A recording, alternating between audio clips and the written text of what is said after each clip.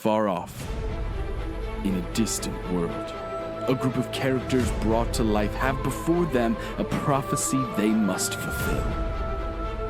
Many stories have been shared about them, and yet new authors have stepped forward.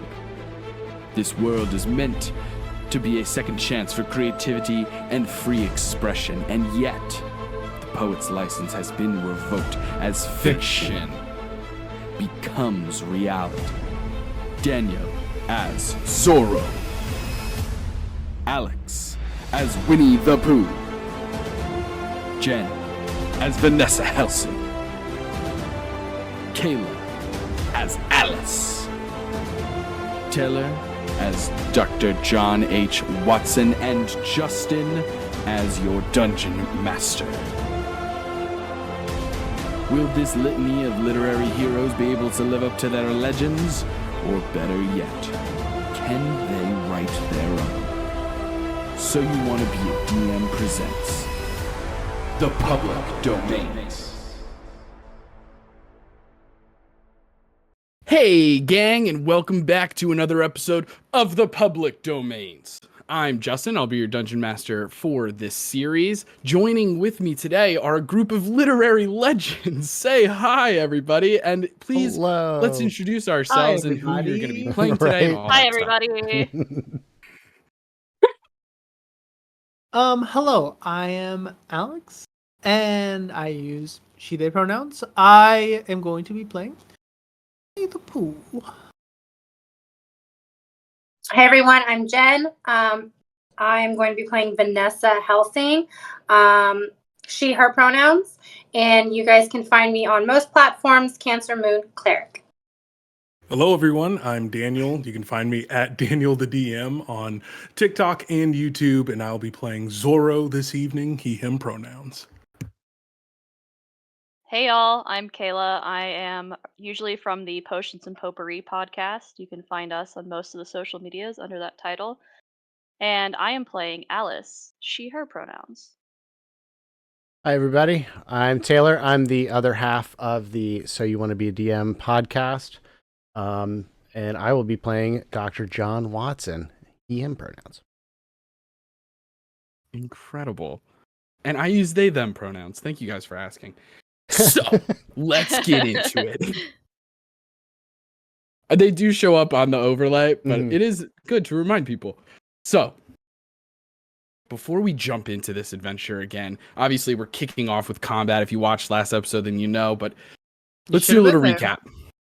We should have been there. Honestly, that's on you, chat. That's on you. But Literally. I forgive you. All is forgiven. I love you again. We're best friends. Recap. Let's do it. Okay. Last episode, we met a group of mercenaries set forth on a fact-finding mission by King Arthur. It led them to Skull Island to fight a mighty gorilla who was guarding an even mightier treasure. A prophecy that mentioned destiny as well as 3 artifacts. The first of these items was discovered to be a magical library card, probably in the city of Brass, where we find ourselves now. And a matchbook led the group to go looking to the Easy Speaker, a clandestine nightclub owned by one Dorian Gray. Inside this busy nightclub, we see Vanessa Helsing, monster hunter extraordinaire, conflicted with an affiliation with Dracula that she just can't seem to shake. There's Winnie the Pooh, a gentle, giant bear, plagued with loneliness and an unending hunger for honey and possibly friendship. Beside Pooh is Alice, the bard trained by several fantastical characters back in Wonderland. A tragic backstory fueling poetry and power. And Dr. John H. Watson, detective, consultant, investigative expert, club soda with lime kinda guy. With his owl familiar Sherlock, ready to get knee-deep in some mystery. Of which, we also have the masked vigilante, mask off at this moment, playboy aristocrat Alejandro de la Vega Freeman. But Alejandro is separated from his friends. He went off for a private chat with Dorian Gray in his study above the nightclub in the old jar factory. Alejandro coyly mentioned having one of the artifacts when Dorian Gray mentioned having spoken to King Arthur. He alleged that he's been dispatched to help your group. But when Dorian grew impatient, he brandished a saber to stab Alejandro with. And as Steele approaches the unmasked Zorro, his friends are about to receive incredibly well thought out drinks for everyone. Plus a club soda with lime. And that is where we pick up. So Such a burn. I didn't know. Such I a just club said soda that. with lime type of That was person. ready I to didn't go. know.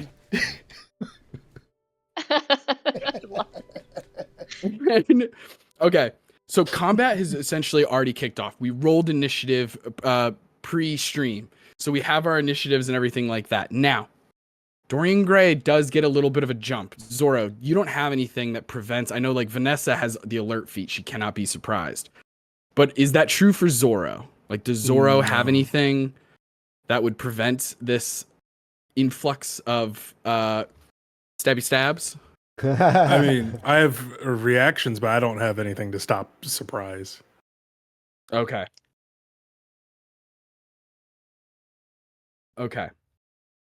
The lowest of those is a 12. I'm pretty sure a 12 misses. I have my little thing with your AC on it over here. I'm almost positive. Yeah, 12 Mine's misses. 16. The other two hit. That is going to just really quickly at the top. Again, you are in this study. It is a second. It has like a second level, which is actually where you came in. Like when you enter in, there's a set of stairs that goes down into the actual study. Large carpet, desks and cabinets along the walls. And on the second floor, there's like even more bookshelves and stuff like that, but it doesn't look like it's necessarily a second floor in the fullest sense. It's really just like a walkway to get to other bookshelves and stuff. You're down there near the desk as you're talking to Dorian. And through a mixture of paranoia and impatience, Dorian Gray decides, let's not even beat around the bush. Let's just kill this guy and be done with it. And as he pulls out a fencing rapier, he so quickly, Zorro, there's a mirroredness in this interaction in you being able to sort of identify another swordsman in his skill. I also described a portrait that was being hung over the door to this study. But that being said, you're going to take 20 points of damage total. I'm adding it all up. So that's two out of 3 attacks hit. Pop, pop, in the back. And with that, we actually jump into combat. So, at the start of initiative, we have Pooh. Pooh, it is your turn. You are downstairs inside of the actual, like, easy speaker, sort of speakeasy, sort of 1920s sort of vibe here. You see a bunch of different interesting characters getting drinks and talking and dancing. The Three Musketeers, the borderline famous barbershop quartet, is performing on stage as a strange individual wearing a massive cape and like a suit, almost like a tuxedo, with one half of a mask, approaches you and hands you a drink. And just says, Zorro sent this to you. Oh, thank you very much. And as soon as you grab that, you read the little note that Zorro left. Everybody, Pooh, you have a quick flashback as you grab this drink that was given to you from a friend. It was thought of in terms of what to actually order. Your drink is different from other people's drinks.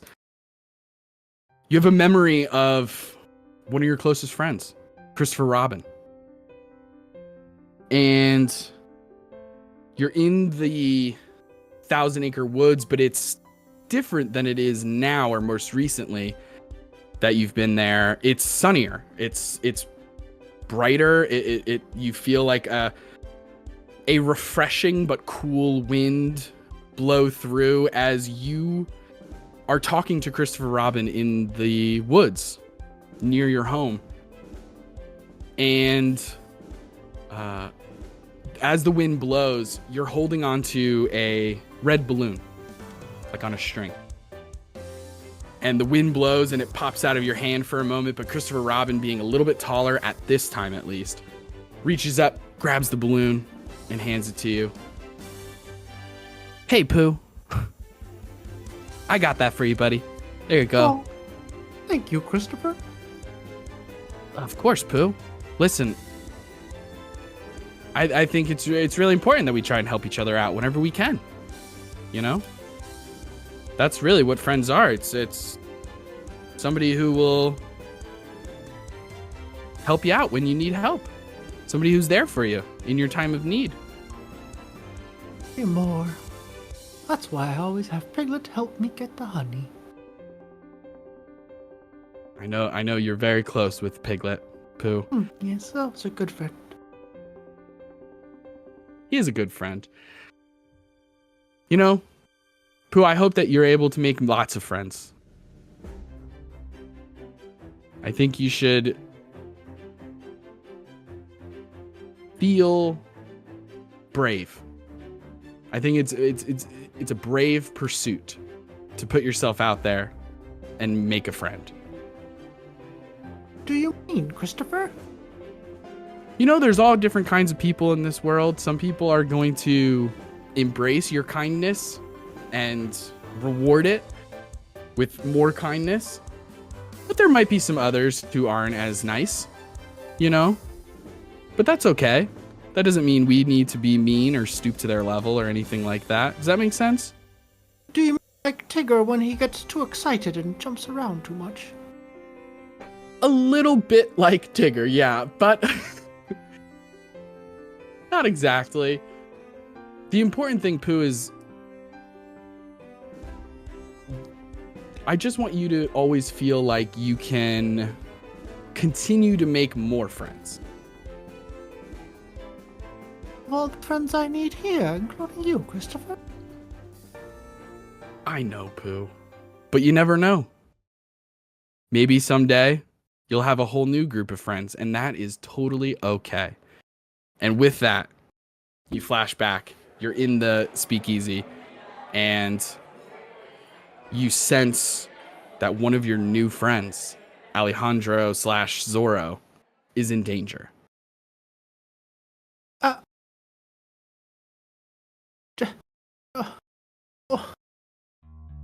I think one of our friends is in trouble. Vanessa? Watson? Where are you guys? What's wrong? I have a funny feeling in my tummy, but I think Zorro's in trouble. Have you seen him? Do you see him? No, I don't. I just saw him No, I pass with, don't. I believe, the owner of this establishment over that way. Is he here? I didn't think he came with us. I was wondering where he got off to. Something tells me he's in trouble. We have to go check on him. I'll say when Watson points out, I think I saw him going that way. Vanessa, with your like alert feet, where we'll flavor it as you do just barely remember seeing Alejandro speaking to a gentleman who you kind of like recognized and then like kind of were like, I don't know if I really know them. But in this moment, you're like, it all starts flooding back. The neurons are connecting and you're like, that's fucking Dorian Gray. And Wait. you kind of saw the direction of that he went in. So we'll say that effectively everyone who is not in the study, you know where it is, and you know that Zorro could or could not be in mortal danger. Okay. We need to go find him right now. Let's upstairs. Let's go. Let's go. And we put our Okay, drinks so down. Pooh. And I drank That- mine really fast. Yeah. And put it down. Pooh is not going to waste this opportunity. They're just going to slam the honey whiskey down and just like slam it on the bar. They're still wearing their like little bee onesie with the little Oh like my god. booty with a thorn, and they're actually gonna reach back out to the thorn, and it's gonna like it's like pulling out of hammer space a little bit. Like they're just gonna pull their glaive that's actually a part of the thorn and just pull it out of their little like booty and just So cute. pull it out. I love That's it. what Incredible. Happy's You gotta pull see. your yeah. You pull your glaive out and we'll say I mean that's like an object interaction that doesn't really Okay, cost cool. anything. But if you want to, it is at least 60 feet just to hit the door to the study. Which means you would have to action dash, presumably. I don't know how much movement Pooh has exactly. Pooh has 30 feet. So I So think then, yeah, to get to the door, Pooh is gonna go ahead and action dash and just they're gonna like slowly kind of shuffle because they're not a fast moving person. But likes to take their time when they step around. And so they're gonna kind of like just traipse through, kind of like carefully, just like shuffle between people, get up to the door. And is the door open or closed at this moment? it's closed. Okay. And I'm assuming they can't see through. No, I mean it's a solid two double doors, solid wood. Okay, I think the concern is enough that Pooh is going to action surge. Okay. And then would it be an action or bonus action to open this door? I'll say make a investigation check first. For free. Okay. No action economy there. An 18. The door is locked. Old Dorian Gray seemed to have sneakily locked the door behind him when he entered the study. Is there a keyhole that Pooh can see through? Yeah, I'll say that there's a keyhole. Sure. Okay. Then if that's the case, Pooh is gonna look through the keyhole and Misty step inside. Brilliant. Brilliant. Well played. Uh-huh. Well played. Touche. Yes. My you brain may- expanded I will allow you on to that use play. these abilities. Oh my god. Incredible. That's a really good one. Thank you. So, 100%. You rush up. You like jiggle the door handle. It's clearly locked. You bend down, look through the peephole. What does your Misty Step look like? I mean, it looks like Pooh just turns into a tiny little bee and just like shoots right through and then Incredible. blows back I love up. that. Okay. Brilliant. So kind of like an Ant-Man moment of like sprinting Mhm. towards the door, turning into little and going big again. Okay, awesome. So your token is on the map. We'll say when you're on the other side of the door, you're effectively like here where I've put your token, if you can see it. Okay. Mm-hmm. So now you can put yourself up to 30 feet away, but keep in mind there is like stairs there. So like there's only so much you can see through the keyhole, if you can imagine. Like you can't see to the bottom of the stairs or like incredibly far, but like you could easily pop out like, yeah, about halfway down the stairs. Yeah, I'll do the halfway mark then. That seems reasonable. And if I'm assuming there's a drop that they might have to. Yeah, but it's not enough to like Okay, do cool. damage or anything. You're fine. Incredible. Pooh is in the room. Incredible. Alejandro / Zorro, you see as you are like stabbed a couple times incredibly swiftly, you see one of your friends immediately teleport through the door and come to your aid, as it Hey were. buddy, perfect timing as gallons of blood are pouring out of me because I'm at half health. Jesus. They're just pouring out. Hey buddy, good to see you. Oh, poor friend. I'll be right there in a second. Okay, so they still have an action because the action surged. Yes, you do. So, how do I want to do this? And then Vanessa, you're on deck. No. Just so you know. Okay. I don't know. There's no like throwing property with the glaive, unfortunately. No, not specifically. I mean, if you wanted to throw it, I'd be fine with it. Because Pooh technically has a longbow, but I don't know how you want to like rule changing the weapons or stuff. But I'm pretty lax with it. But I mean, if you want to throw the glaive, you're more than welcome to. It would only mean that you would have to go pick it up, hit or miss. No, I think they're gonna be a little rational here. They're gonna get the longbow out. They like think to throw it for a second, but then they look at the situation. They're like, this. And they're gonna get their big longbow out, and it's just they're gonna just go ahead and pop 2 shots off. Okay, go for it. Roll for those attacks. The first one is gonna be a 21. 21 hits. The second one is a 13. 13 will miss. Okay. As you quickly switch weapons and fire 2 arrows off at Dorian Gray. One sticks into his chest, like right under his clavicle, like in what you would imagine. He's not wearing like the heaviest of armors or anything like that. At first glance, like probably some kind of light, at most medium armor, but it's hard to say. He's wearing some clothes over it and stuff. And then as he takes this arrow, the strange thing is, and Zorro, you would probably see this too, just being so close. You don't see any blood come from it. He barely even reacts. It just sticks into him, and he stays focused. He looks off to you, Pooh, after it sinks into his chest. And he says, "Well, what do we have here? That's a big-ass bear, all right?" My name's Winnie the Pooh, and I'm going to fuck you up for hurting my friend. That's so good. That's fair with you. That was 4 damage, and that's my turn. Okay. I'm gonna say, yeah, with that 4 damage, it doesn't look like he's taking damage. Something is going on. But that is Pooh's turn. We move on to Vanessa.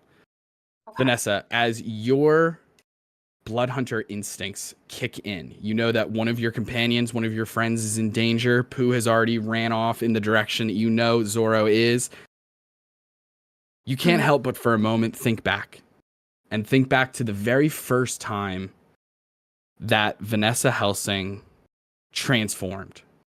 That went through her transformation.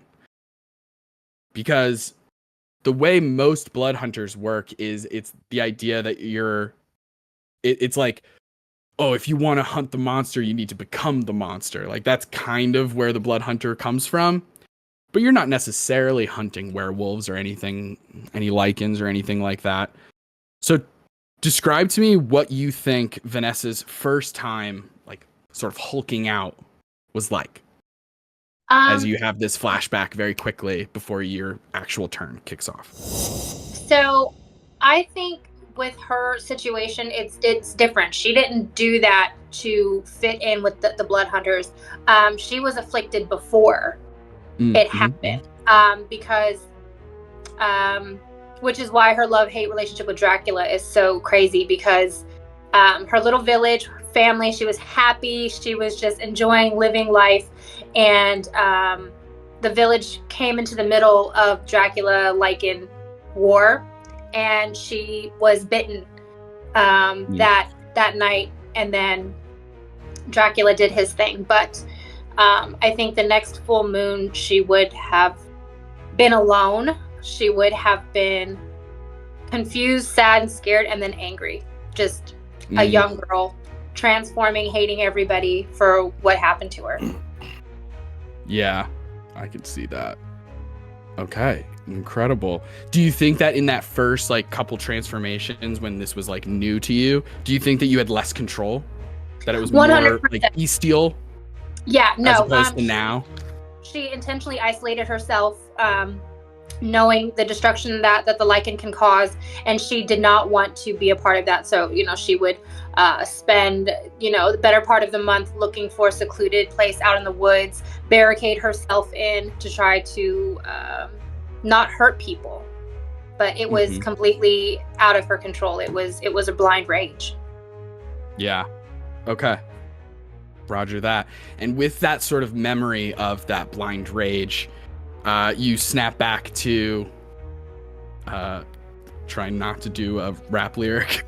You snap back to the present. I was thinking it so hard. Yeah. It is your turn. So with that same memory, thing, 60 feet away.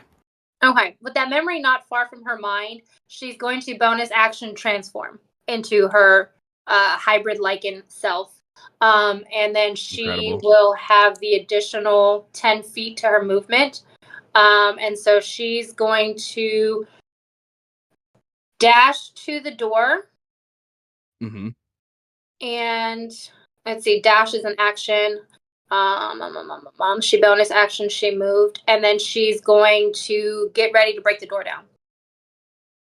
Incredible. What does your transformation look like? So her transformation, because it's a hybrid transformation, her limbs, she gets a little bit taller. She gets her ears get a little bit more pointed, but she doesn't fully wolf out. So her teeth sharpen a little bit. Her eyes glow yellow. Her fingers elongate. But that's about it. She doesn't do the full wolf transformation. Got it. Okay, incredible. Yeah, you guys see Watson and Alice. You guys see Vanessa transform. You probably would have seen this at least once in all your travels together and stuff like that. And rushes off in the direction Pooh went. So you are now outside of the door. You probably still have a little bit of movement left, but the door is closed and locked in front of you. Right. That's your action, bonus action, most of your movement. Anything else that I'm missing? No. Okay. Just checking. All right. After Vanessa is Dorian's turn. Dorian is gonna... What's he gonna do? What if he didn't? Give up. Yeah, I'm sorry. Up. You have one ally. I give up. One person teleported past my secret.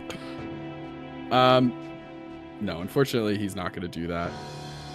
What he is going to do, however, is he is going to summon some allies. He's going to essentially...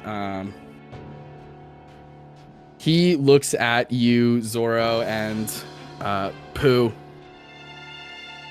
and he says, "Oh, so you got friends? That's all right. I got some friends of my own." And he kind of like wisps his hand around, and you see just like all of these tomes, all of these like dusty relics around all of the place. You see the dust specifically begin to pick up, and it sort of coalesces in several different forms around the room as several, what are they called? Dust mephits appear. Oh, because the books are Because dusty. it's a dusty old... Hey. And But Justin, that's so many. that's Dorian's turn. Ready? What? Oh. Zorro. That Oh, boy. is your turn. Now, before you do anything, Right. here's what happens. You feel your sword, your hex blade specifically, like vibrating. It's like so full of energy that it is starting to almost hum on your side. And you hear in your mind first you hear the voice of your mother, the previous holder of the hexblade.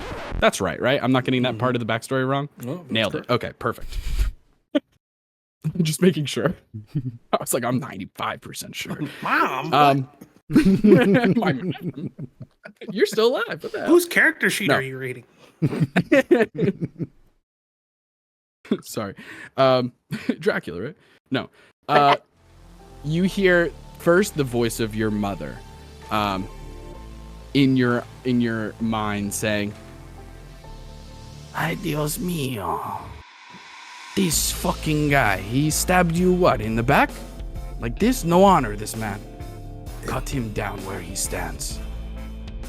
And then you hear several other voices, like past iterations of the Hexblade owner.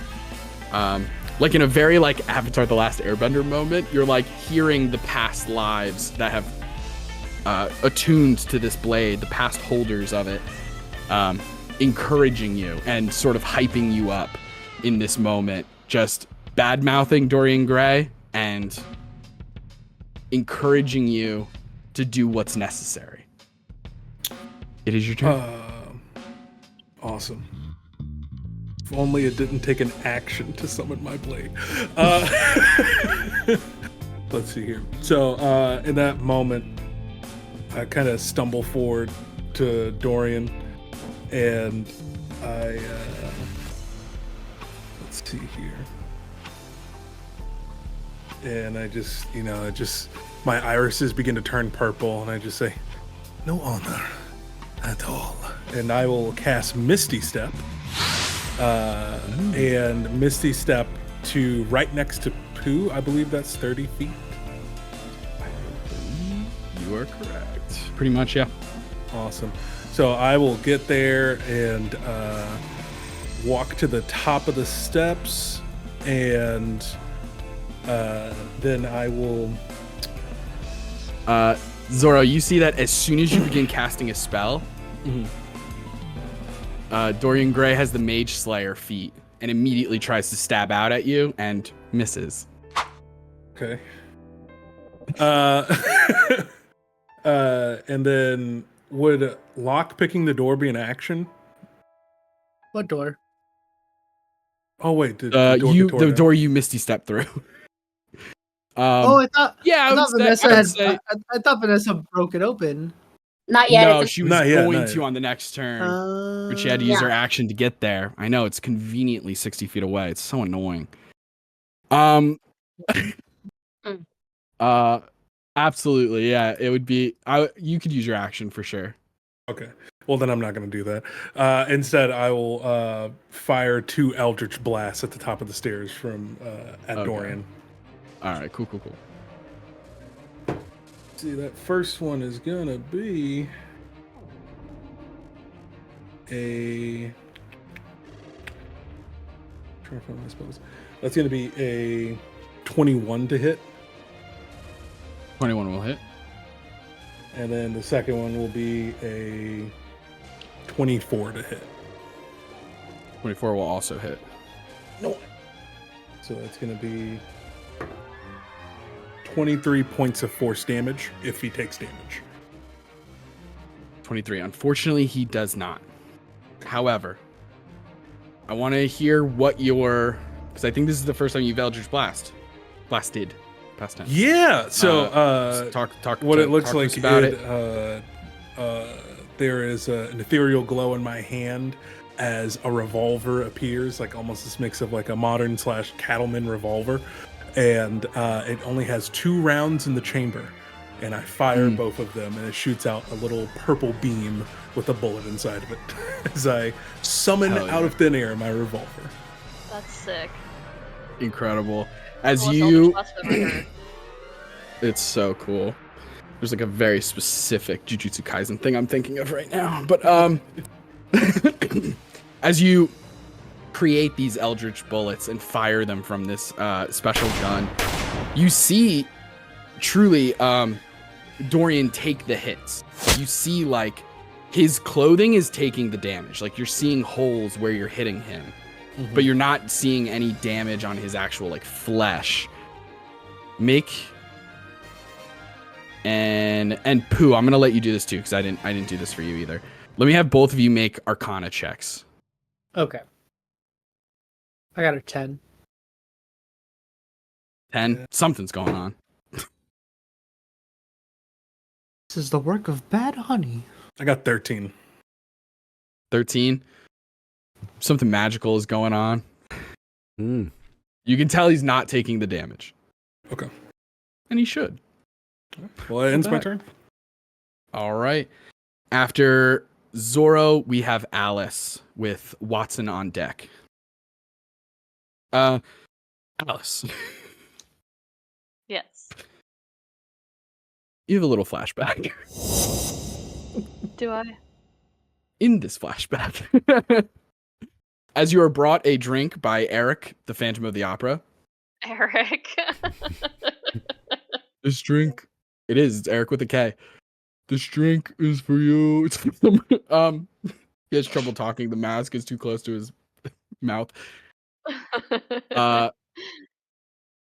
You have a quick flashback because you're like seeing your friends, seeing Vanessa transform. They're all running off in this direction to look for your friend who is like whereabouts unknown, status unknown. You begin to feel a small amount of like stress or like pressure inside, and you can't help but have a quick flashback to a roaring house fire. Oh, shit. And in this house fire, smoke has begun to fill the rooms. Do you think, where are you in this house? Do you think that you're with your sisters or looking for them or? I think trying to get downstairs from one of the upstairs bedrooms and just being like choked with smoke. Yeah. Because all the smoke is billowing up. As you are beginning to choke and your lungs are on fire just from the heat of everything, your like eyes begin to burn. You're like using whatever you can to cover your mouth and making your way through the house as best you can. You hear voices. You hear some shouts and screams. You are able to recognize most of them. You're able to hear the voices of your sisters just outside. You know that they've made it. They made it outside of the house. Okay. But then you hear another voice. And it's one of those things where like it's almost like a repressed memory or something like that. Like you don't remember hearing this voice until this moment. It's maybe it was just a small detail and you just simply forgot it or didn't notice it or who knows. But in this moment, as you just are about to find escape, you hear from inside the inferno, you hear a voice laughing a little bit. And they say,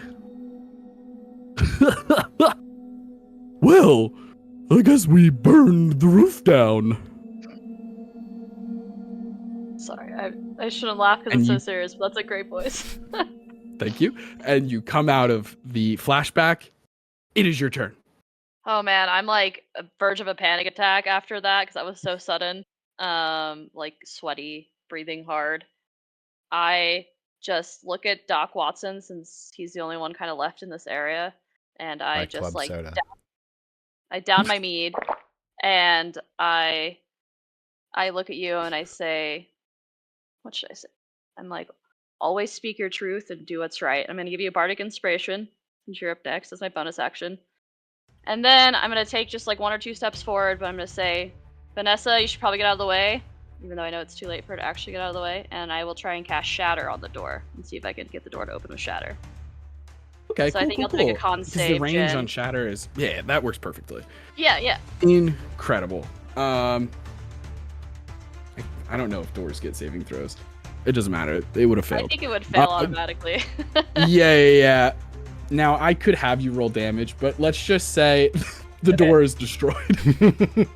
Well, I think Jen would need to make That's a con easier. save because it's a 10-foot radius sphere. I think 10-foot radius sphere. let's not do that. Let's just say that Hey. you're able to sort of Okay. like working with Good Vanessa, able to sort of move her out of the way. She can take a 2-step foot backwards. You can cast the spell so that it kind of originates, even though it's like within sight. You can kind of cast it on the other side of the door. We'll make it work. That's fine. Sick. Okay, so I cast Shatter. Fuck yeah. Incredible. As you cast Shatter, what does it look like when you're casting the spell? So the component is like a shard of mica. So I think I Mhm. actually take this little like shard of mica out, and I almost use it like a tuning fork, and I just like hit it on something metal, and it's just like this pulse against the door that shatters it open.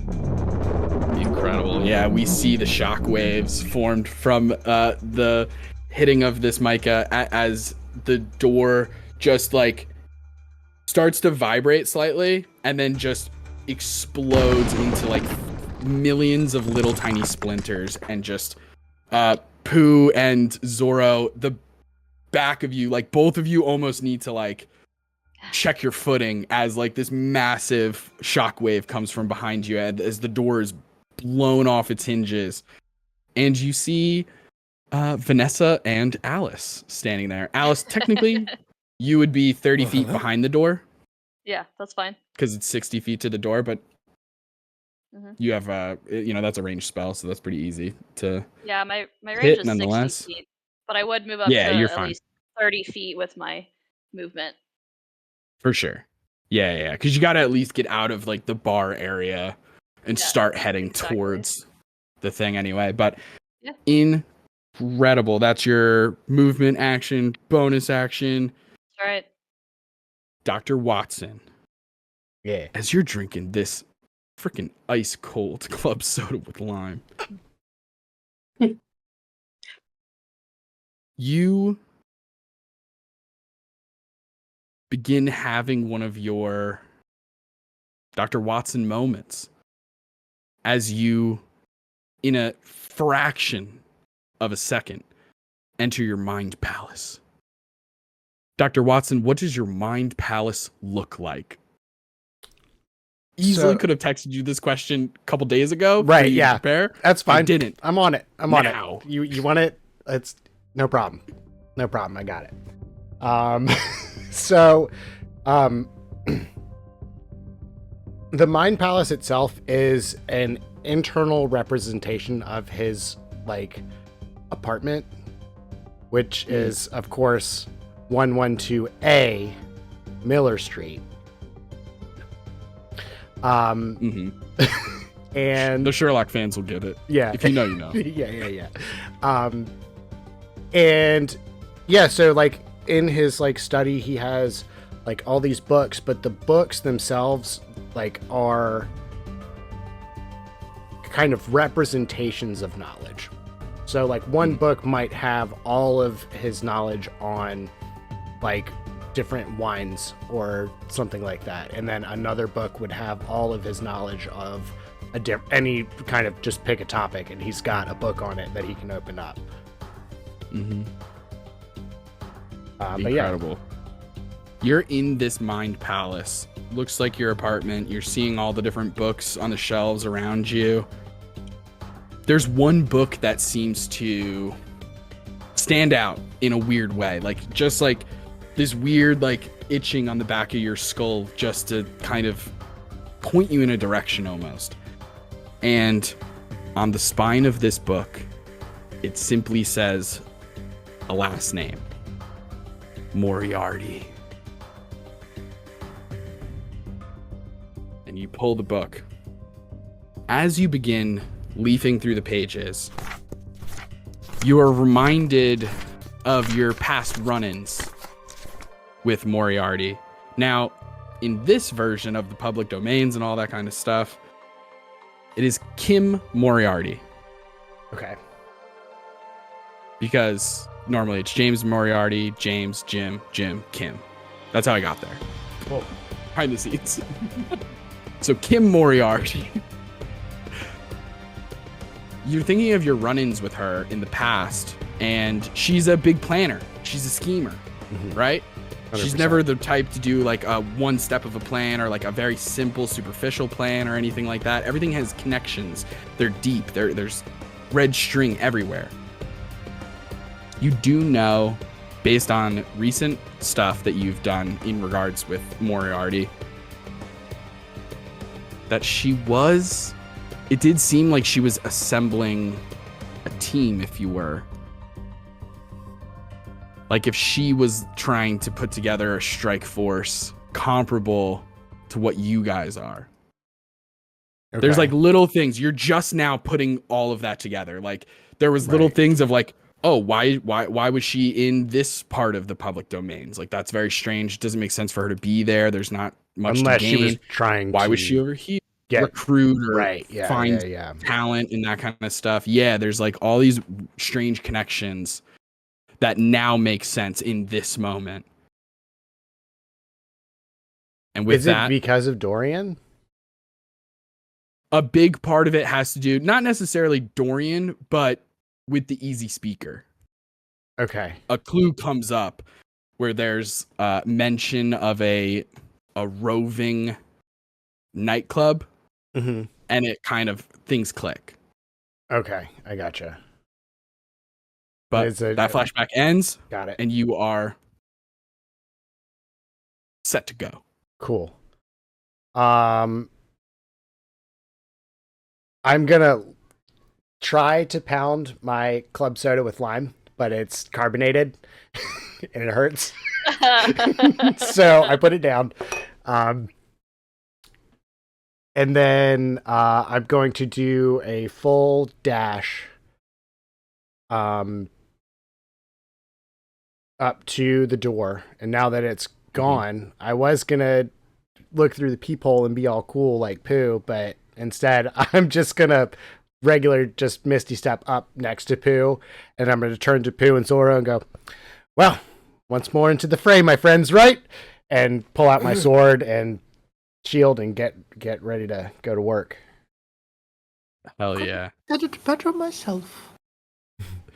Incredible. So that is your action to dash, all your movement, bonus action, Misty Step. You're right next to Pooh on the stairs, ready to go. You see the place around you. You see these dust mephits, these elementals, these small like gremlin, long hook nose and like pointy ears, like almost like an elf, but they go significantly too long. Strange little wings, they're flapping. You see like around them is just a tiny aura of dust and like almost like sand, like all around them. After Watson's turn, it is the Mephits who are going to descend. So we'll get one down over here. We'll get one over here. We'll get one over here. Zorro, you moved, did you not? Yeah. Oh yeah, did I not move my token? You sure didn't.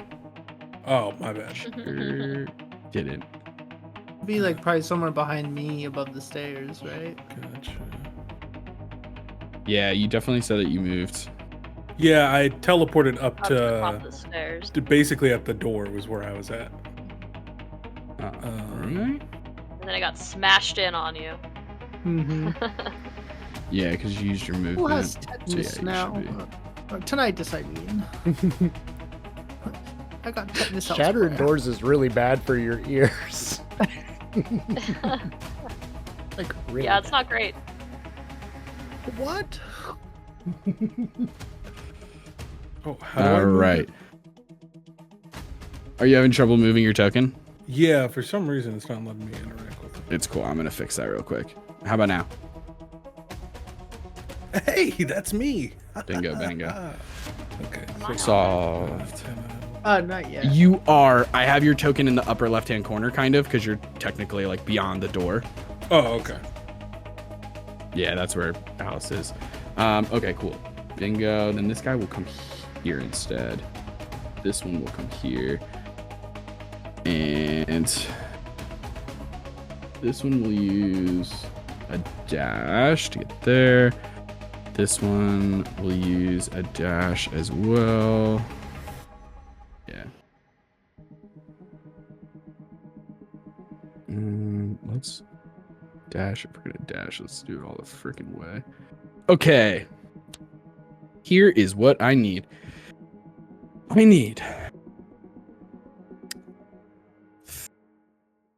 3. Oh boy. I need 3 dexterity saving throws from Watson and Pooh. Okay. So that's Um, 3. Same thing, dex, just over and over. Okay. As you see these 3 you methods. get a bonus to your saving throws because you'll get a +4 to all your saving throws. Hell yes.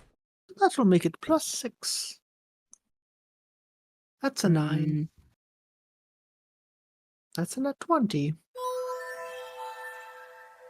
And that's a 10. Watson, that's a 10-foot aura, right? That's paladin Yeah. stuff. Yeah. Got it. Hmm. Some paladin shit. Okay. First one is a 7. Mm-hmm. Wait, no. 7 and 4 is 11. 11. Okay. That's a 18 All right. and a nat 20. Okay. And then can I have one from Zorro, 1 dex save from Zorro, 1 dex save from Vanessa? A 6. Oh, a 12. Mm. First of all, I'm not making it to round 2. okay, it's gonna be okay. What did you get, Daniel? I got a 6. Yeah. Okay. Roger that. Okay. Fantastic. So, Pooh, did you get any that were under 11? 10 I got a 10 or under? I got one that was a nat 20. And that was it. Okay. So Pooh and Zorro are blinded as these dust mephits exhale 15-foot cones of blinding dust spray out of their mouths, and you just get dust in your eyes and cannot see for the time being. As such, you can make the saving throws at the ends of your turns again, but unfortunately for the time being, the 2 of you are blinded. No one else is affected. That is the Mephit's turn. We go back to the top Oh, shit. with Winnie the Pooh. Now, Winnie the Pooh, you fully know that there are flying creatures near you. You can still make attacks on them. Of course, it will be with disadvantage, but you still can make attacks on them Oh, there's dust in as my they fly suit. around. God bless you. Oh, it's everywhere. Oh, God. My bee suit. Oh, no. Not the bee suit. Okay. Question. This one's a little bit of a shenanigans. I So expect nothing less.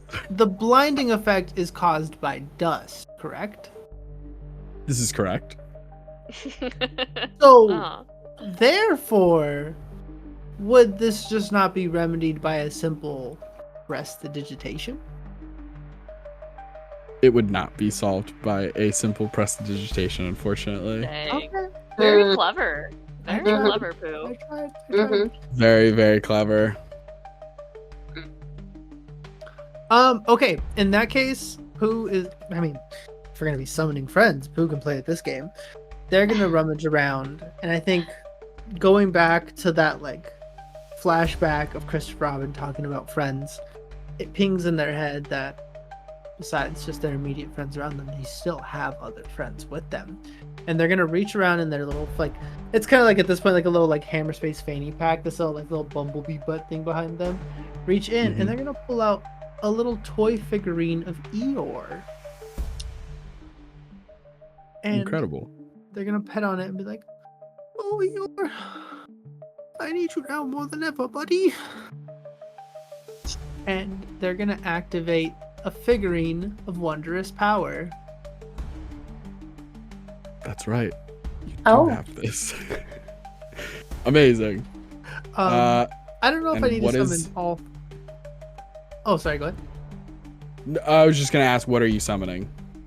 So this figurine of wondrous power is technically the ivory goat, but I'm Mhm, flavoring this as Eeyore.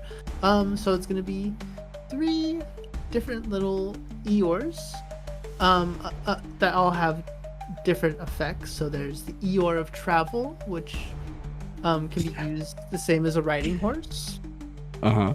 There's the Eeyore of travail, which Mhm. is, for all intent and purpose, a giant goat. But the one I'm Yep. looking for in particular is the Eeyore of terror, Yes, of course, of course. which becomes a giant goat for up to 3 hours. It cannot Uh-huh. attack, but I can remove the thumbtacks on Eeyore's butt to become weapons. Yes. Whoa. Absolutely, you may do this. One Sick. becomes a lance +1, and the other becomes a longsword +2. That's so sick. Really, really good. So I believe Incredible. So yeah, it does say it takes an action to remove a weapon, but is it to remove one of the summon? horns. However, it also, any creature hostile to you that starts its turn in the aura, which it is a 30-foot radius aura. Oh. Goodness gracious. Let me just find a random token. How about this freaking platypus guy? That's as close to Eeyore as we're gonna get. We know who that is. 30-foot radius. We're gonna change it to blue. I'm gonna make it so that actually you guys don't need to see it. I just need to see it, really. Okay, that's a massive radius. Okay, cool. Okay. And then here, I'll make it so you can move him.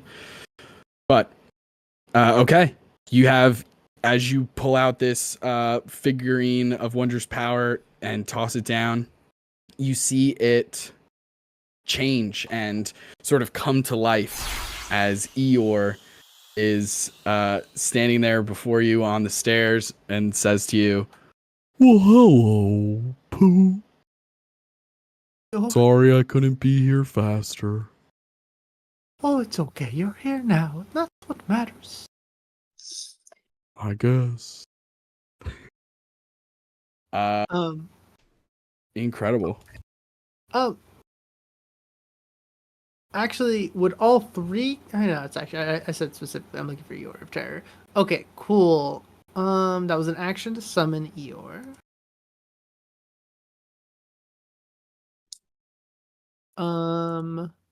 I'm gonna do something really tricky here, and I'm going to move in front of Watson, which I think will provoke attack of opportunity.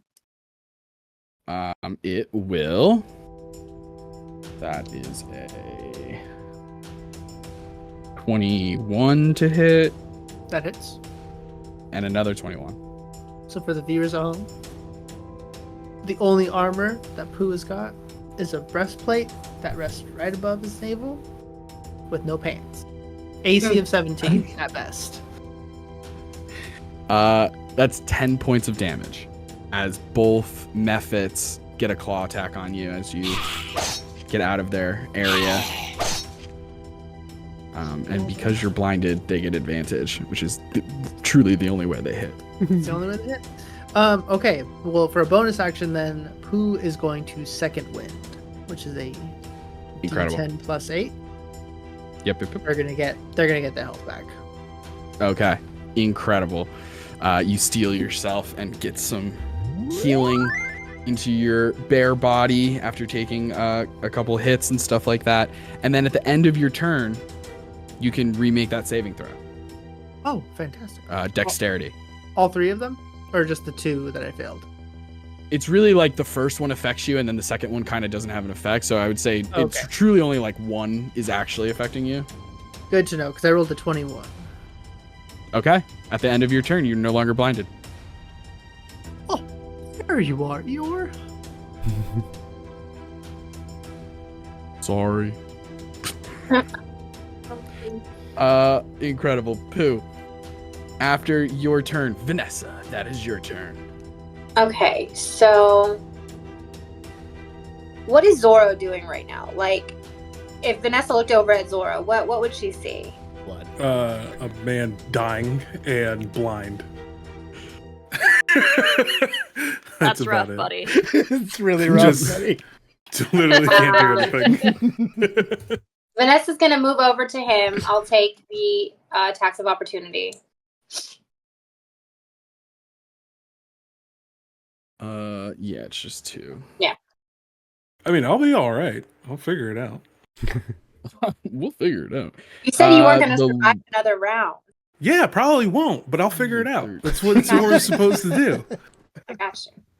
You gotta improvise. Give me All those. right. Vanessa, 1 hits. Okay. 1 misses, 1 hits. That is 7 points of damage. She takes it. She eats it. Just whatever. And then she's gonna go do healing hands on Zorro Oh, who's touching me? for 8. Okay. 8 hit points, and then she's just going to. She is going to turn back around and get ready to fight off the other 2 that she left. Movement action. Oh, and then as a bonus action, you'll see that her hands ignite and are now on fire as she activates Crimson Rite of the Flame.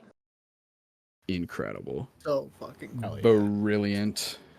Okay.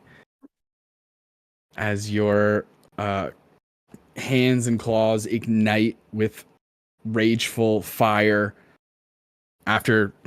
before putting them on fire, touching Zorro Yeah. and healing, and then lighting them on fire. After Vanessa is Dorian. Now Dorian starts his turn outside of the Goat of Terror space, so doesn't have to worry about that thing. What a funny You're Is going to get red mix though, and is going to make some attacks. So first attack on Pooh. Pooh's done a ton of shit so far. Let's attack Pooh right off the bat. Yeah, let's. He is flanking too. Look at that. We love flanking, gang. We're playing flanking? Yeah, we played flanking during the Did we? one shot. I remember you telling me about it in session 0. Never mind. Yeah, For- flanking is the Forget thing. I exist. I'm gonna just. Okay. We don't want that. Oh, we flanking? Okay. We flanking. No, we flanking. Pooh, that first attack misses. Second attack will hit. I need you to make a strength saving throw as he pulls out his he has his rapier, rushes up the stairs, does one quick jab, misses. The second jab, he's going straight for your unarmored ankles.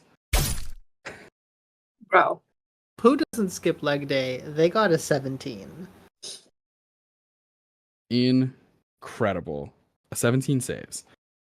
Thank God. So then we add The blade shatters against the ankle. you are going to take 20 points of damage. Oh, not okay. And then he will this is funny because I know that Watson can fly. He'll do his next attack at Watson. He does not have advantage. That probably will still hit 22. Yeah. Also, I get Okay. sentinel attack, so I get to do an attack on Yes, you do. Dorian. Absolutely. In the meantime, Watson, I need a strength saving throw. If you insist. Certainly do. Certainly do. 22. 22 succeeds. Okay. Does a 23 hit? 23 does hit. Okay, I'm gonna do an unarmed strike to grapple Dorian Gray. Oh, interesting. Okay, fantastic. Mhm. How does that work? I think grapples are contested. My DC is Contested. 16 apparently. Let's go. Okay.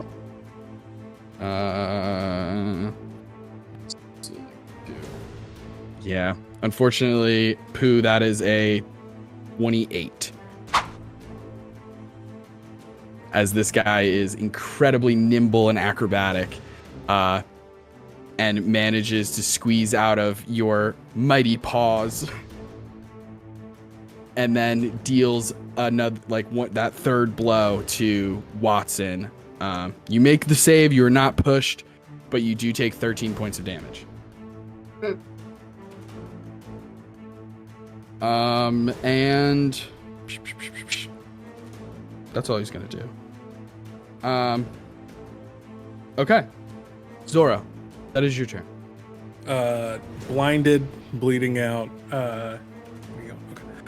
Blinded and bleeding out, Zorro is going to stumble forward and go, my, Vanessa, what big hands you have. And then is going to put one hand on the mephit in front of me. That's how you pronounce it? Mm-hmm.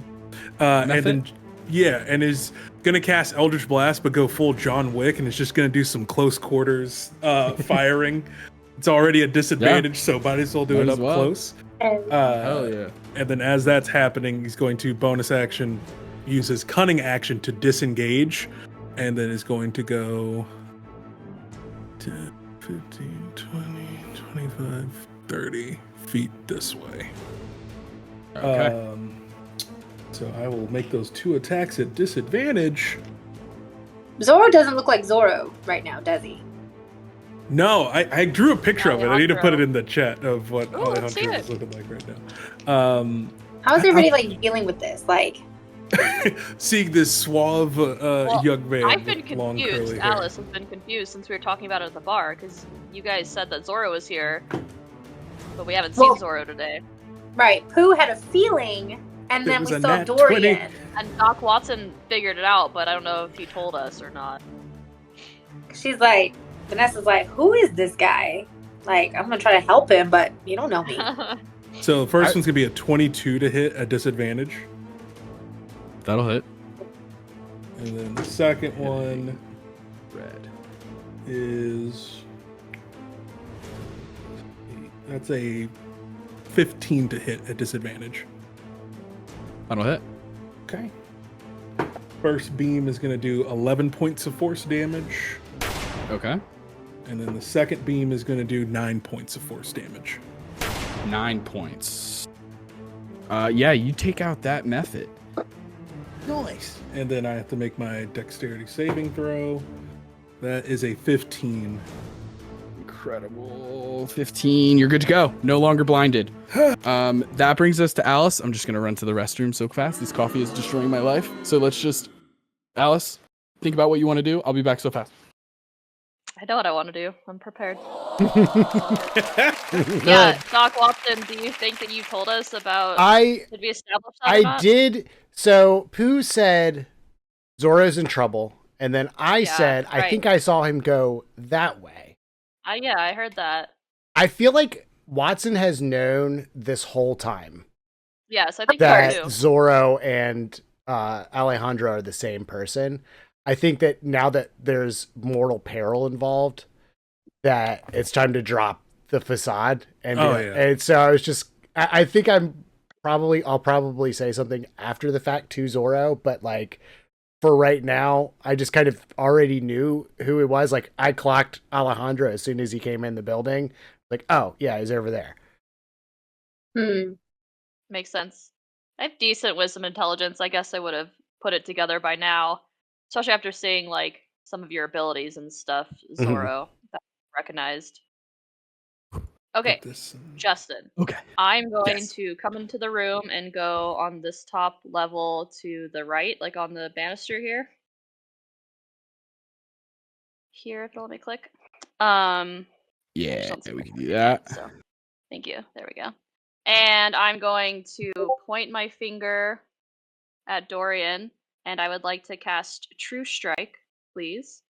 So I get to know a weakness. An insight into Oh, their incredible. defense.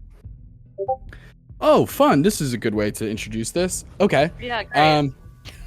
You know, because he doesn't have any like traditional weaknesses. He's not vulnerable to any types of damage or anything like that.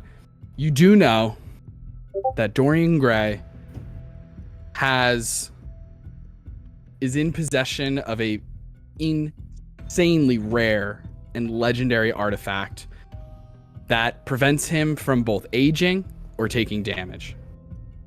Any kind of damage? Or do I Any know that? damage currently. What's his damage? And bro? it Yeah, needs what's to his be deal? it needs to be destroyed in order for him to even start taking damage. He right now is at 100% health. Damn. Now, I will also now on top of that, roll an Arcana check. Love to. Hold on, it's gonna take me a second to get there. I have my sheet all condensed. Okay. 15. 15. There comes a moment in your mind, another like mini flashback kind of situation where like you think back to training with the Pied Piper with Felipe. Yeah. And as he's sort of talking to you, you guys are going back and forth doing bard training, going note for note. And during a little break, he says to you, "You know, Alice, there are all kinds of crazy magical items out there. And sometimes they can keep you forever young. Sometimes they... Exactly. That is what we are doing. We are bards. We sing and we dance. But know this. There are very rare magical items out there that will act as a conduit. You see, when the individual takes the damage, instead, the magical item takes the damage, keeping them almost invulnerable, practically invincible. Huge weakness. The magic item, if destroyed, will sort of, fuck that person up." And with that, you flash back. Okay, and for my bonus action, I will give it to Pooh. I just play a little like jingle on my tambourine. Incredible. You have an inspiration? Pooh just starts shaking. What's their your tiny inspiration dice? booty. It's just an 8 for now. Roger that. Okay, incredible. Alice, you get this incredibly important piece of information. Do you share it with the group? I don't think I would yell it out loud. There's really nobody close to me. I think maybe as like part of my inspiration, I just kind of make up a little like rhyming couplet. Something about how magic can absorb damage, and damage needs to be done in order to sway the magic. And let them figure it out amongst themselves. Okay, incredible. All right. After Alice is Dr. Watson. That is Right. your turn. So these little dust methods have got to go. It's getting all over my clothes, trying to get all the dust off. And then I'm going to say, all right, done with it. And then his eyes are going to glow real bright, like white. And then his whole body glows for a second. And he like puts his hands down and a big wave expands. And I'm going to cast Abjure. Abjure the Extraplanar. So, as an action, It's any aberration, celestial, elemental, fey, or fiend within 30 feet of me must make a wisdom saving throw or be turned. Incredible. Mm. Incredible. And what happens while I check your radius? I think you can. I should be able to get all the Because methods. it's just that one. Yeah. It's 20. Yep. So, Okay. And what happens if they get turned? same as turn undead. They're frightened of me for a minute, and they have to spend their whole action running away. Roger that. What's the DC? 15. So I can do this. 15? Okay, cool. Hey, 16. Hey, 16. Wow. They get a +0, so this is pretty easy to figure out. Fail. Succeed. Wow. It goes out of the 6 that are left, it goes half and half. Cool. Which is truly remarkable. Here, I'll put this like broken heart symbol. Turned. Nice. Turned. You got green, blue, and yellow. Oh yeah. All right. What does that look? I mean, you told us what it looks like. What are the methods feeling? Like, what are they? Is it just like this energy that comes off of you, and they're just like, fuck this guy? It's kind of like just a force of like they're not supposed to be on this plane, so it's almost like it's trying to rip them back to the elemental plane that they came from. Hell yeah. I love that. Okay, cool. As this shockwave rips out, you see several of the methods begin to almost like their bodies are made of dust, and it starts to lose its like constitution. Like it's almost like its tangibility is starting to fall apart as it starts to like crumble in on itself. Incredible. That is your action, Watson. Anything else? Oh yeah. I'm going to bonus action. I'm going to cast Branding Smite. That's ready to go for next turn. I think I'm gonna try to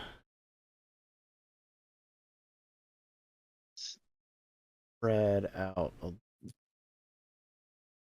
not a whole lot, but I think 5 feet. There's a thumbtack with your name on it.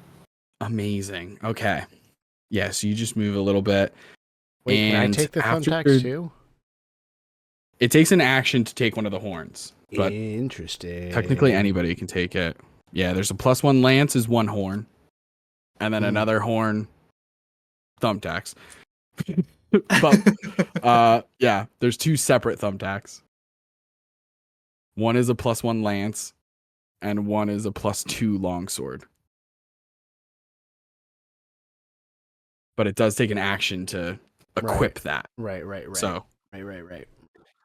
Okay. Good to know. okay. At the end of Dr. Watson's turn, it goes back to the methods. Now, the 3 methods who are turned, they have to use their action to dash, right? And just dip. Mm-hmm. Okay. That means it would be bingo. It'd be like 15 or 20 feet there. And then pretty much like fucking here. I'm just gonna put them like off the map, but keep them on the map, like in the weird case that something happens, but they're essentially gone for all intents and purposes.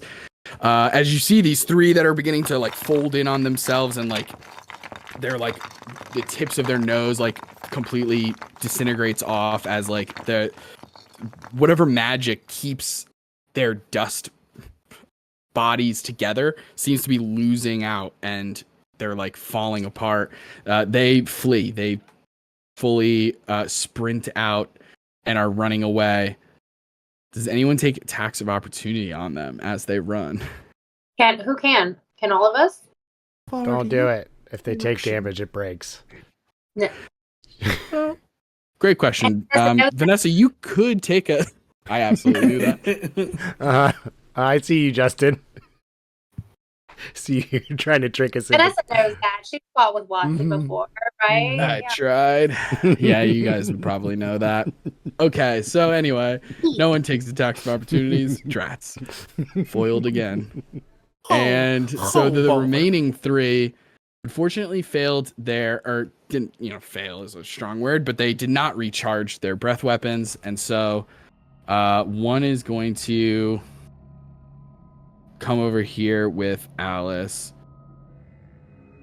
One will boop, boop, boop. What are we gonna do? Boop and boop. Incredible. Okay, we're gonna make some attacks. Attack on Alice. 12. Attack on Vanessa is a 17. Hits. An attack on Watson. That's a 12. That misses also. Okay, so only the one on Vanessa hits. That's 4 points of damage as it claws out at you. Fine. Devastating. Audacity. These methods just clawing around at everybody, covering everybody's clothing in dust and stuff like that. Now, at the end of this turn, we are going to head to break pretty much. But what I would like everyone to do in this moment is to make history checks. This is like a free thing. Is this about any fae, fiends, or undead? Fae, fiends? No, it is not. Flat. I got a filthy little 20. I got a 9. Disgusting. We love it. 11. I got a 1. 11. Can anyone beat a filthy 20? A 20 No. that's been around. I got a 10. With a good personality. 20 that seems some Yes. shit. Alice, with this 20, back in that memory with Felipe, he mentions a figure. He doesn't call them by name, but he mentions a figure who has a legendary artifact like he was talking about before. It's like you go back to that same vision and it just like it goes for an extra like 5 seconds of him being like, anyway, there's one guy in particular. But he tells you about an individual, a man who has lived for centuries, sort of an aristocrat, playboy kind of thing, pure like almost hedonist. And he has the way that Felipe is going to say it is Felipe says, I think he's got a portrait or two. And that is his artifact. Ah, and there's a portrait above the door, right? There certainly is a portrait above the door. But when you look at that portrait, I'm going to prolong this filthy 20. When you look at that portrait, it is a portrait of Dorian Gray. Yeah. But he looks stunning in the portrait. He doesn't look old. He doesn't look like he's taken damage. You're thinking about how powerful this artifact is, how much of a weakness it is to leave it just out above a doorway. Chances are that's a decoy. That's a red herring. Had anybody used their turn to destroy that one thing, that would have sucked. Okay. Dang. Well, With that being said, we are going to head to break. So we will be on break for 5 to 10 minutes, closer to 10 always, as I don't know why we say 5 anymore. Yeah. We're going to take a 10-minute break and we'll be back around 8:40 Eastern Standard Time. Stick around because we're going to get jumped back into combat and hopefully they can find where Dorian Gray is holding this portrait, because as of right now, he's got triple-digit health, baby. So with that, let's figure out what happens next. Hey, don't worry, gang. He doesn't have legendary actions. That would be crazy. Zorro would actually be dead. Yeah. We're here to have a good time. So join us when we come back. Hey, gang. I'm Justin. And I'm Taylor. We're co-hosts of the So You Want to Be a Dungeon Master podcast. We're two neurodivergent friends who wanted to talk about D&D and tabletop games. But more specifically, we wanted to focus on being a dungeon master.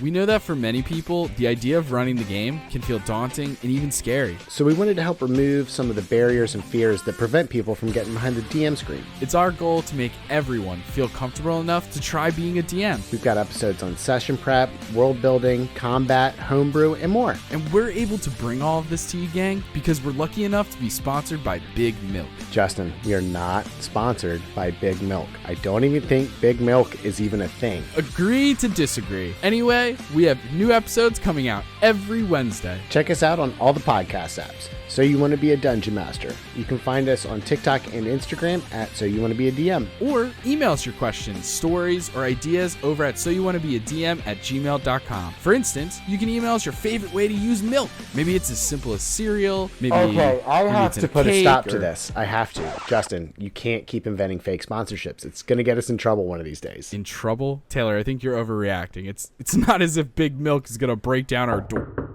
Justin, is there someone at your door? Yeah, just give me a second. Hello? Are you Justin? Yeah? Who are you? We're the dairy detectives sent by Big Milk. You're coming with us. Hey, get off of me! You can't do this! Okay, well, that was terrifying. So You Want to Be a Dungeon Master, everywhere you find podcasts. Check us out. Sure are. We're good to go. And we're back. So, last we left off, our heroes are in pitched combat against one Dorian Gray, and they need to find his portrait. A red herring hangs above the doors, but we know that that is definitely not it, as the actual portrait itself has taken no damage. Dorian looks young and healthy in that painting. That's not how that magic works. And with that, we pick up at the very start of combat, or the round rather, kind of. Pooh, that is your turn. Okay, things are happening. For people watching in chat, the aura around Watson is that like plus, what is it, 3 or 4? Yeah, it's +4. So your saving throws plus All 4 saving to throws. saving throws. That's what that is. And you're gonna see a platypus man with a small hat. That is not a platypus man. That is Eeyore. Use your imagination. Use your imagination. Use your imagination, please. All right, Pooh. What'll Okay. it be? Pooh is going to rotate around Dorian Gray, probably provoking attack of opportunity off of this method here. Ooh, that's a nat 20. Okay. Jiminy Christmas. Better him than the battlemaster. 6 points of damage. Okay. Rolled a 1 and a 2 on the damage dice. And then Pooh is going to Pooh's belly, because Pooh's been day drinking a lot today, a lot of mead, had the honey whiskey. They're kind of getting a bit of like a gut, like their guts starting to like rumble a little bit, and they're realizing that all they've eaten is sweets, so a lot of sugar, and it's not Yes. sitting well. And they're going to go ahead and, as a reaction, it's going to be Tasha's Caustic Brew. As for the emetophobes, I apologize, but it's just going to be vomit. Just like shooting out in a 30-foot long line. Hitting 2 Mephits and 1 Dorian Gray. And 1 Dorian Gray. Incredible. What's the save on that? It's a dexterity saving throw, DC 13. Okay. Okay. Dorian makes it. Wait, I want to use my feature that makes it a charisma save instead. So it is Sorrowful Fate. When somebody that is my ally forces a creature to make a saving throw, I can make it be a charisma save instead. Boom, baby. Okay. I can do some stuff. Incredible. That does reduce it. He's a little charismatic because he's a big old fibber, but not as good as he is dexterous. Fails. That boy is covered in Let's vomit. go. Okay, so if he One fails, of the pink I can method roll a succeeds. D8. And he takes, in theory, 7 psychic damage, but he probably doesn't take any of that. Got it. Unfortunately, he does not. You see him like Cool, take it, like it hits him. These attacks are hitting him. You just don't see the lasting damage. Well, here's the interesting thing with Tasha's Caustic Brew. So it's concentration up to a minute. There's no immediate damage, but they're all covered in vomit that's acidic. So until they do something to deal with that situation, I think it's at the start of their turn, they're going to take acid damage. Okay. And is that true only for the people who failed? I believe so, yes. Okay, so pink is fine. Orange and Dorian covered in acidic substance. And Pooh is just going to kind of like lean back, inhale, and just like, oh, I feel so much better after that. Better out than Sometimes in, that's all you need. once told me. There was a rumbling in your tummy. Some things just have to be done. Amazing. Okay, that was the action. Not much else I think I can do there, so I'm just gonna leave it there and end my turn. Okay. Huge spray of acidic vomit covers 2 out of 3 targets. And Vanessa, that is your turn. Would Vanessa know about the portrait, being a monster hunter and having interacted with Dorian before? Yeah, I'll say, yeah, that's kind of like what that check was at the end, is sort of this like shared knowledge between all of you, even though like technically it hasn't been Alice's turn to relay it. This is like kind of shared stuff. You guys all picked this up, being a strike force, being a team of mercenaries who have worked together, being able to sort of send these messages non-verbally almost. You know that you are looking for a portrait. You know that means it does not need to be framed, which means it can be rolled up. It can be put inside of something. Okay. Between Watson and Alice, who would have a better chance of finding this portrait? Okay. I think I can. Then maybe. she's going. Yeah, no, I'm the investigator. You gotta pick. No, we're good.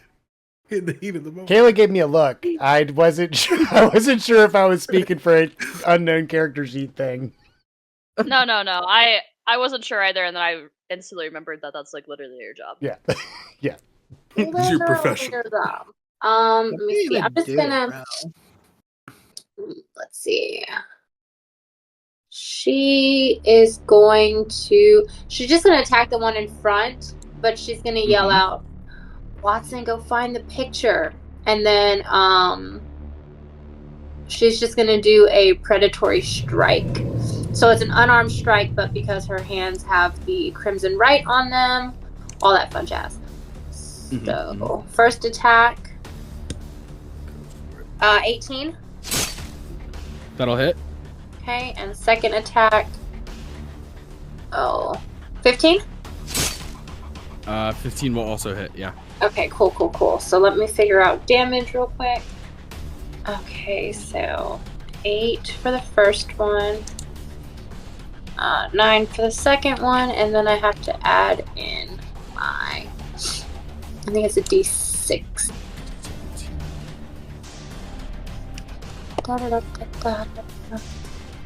Okay, so they take 17 slashing damage, and then 6 and 6, so 12 fire damage. So 17 regular damage, slashing damage, and then 12 fire damage. Ouch. Incredible.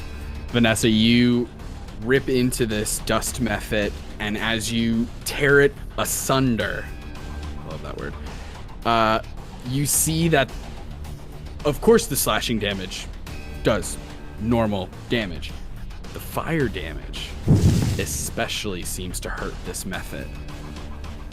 Baby. And you kill it. Dead.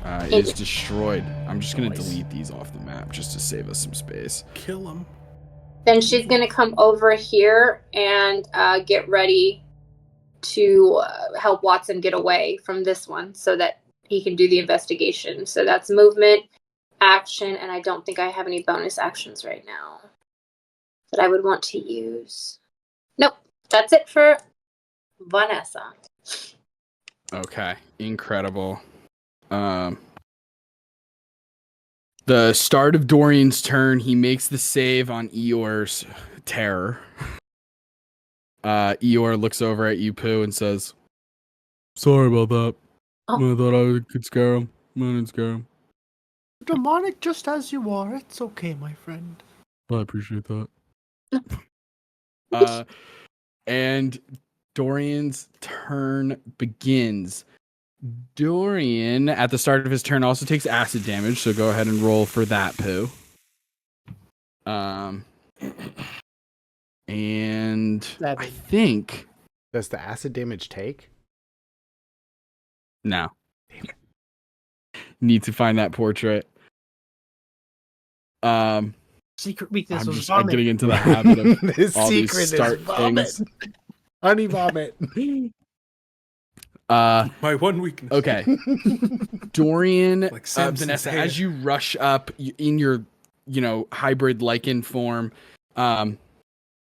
Dorian, holding a small buckler shield and a rapier, looks at you with a little bit of a perplexed look, like kind of recognizes you, but kind of doesn't, because obviously didn't see you in your hybrid form.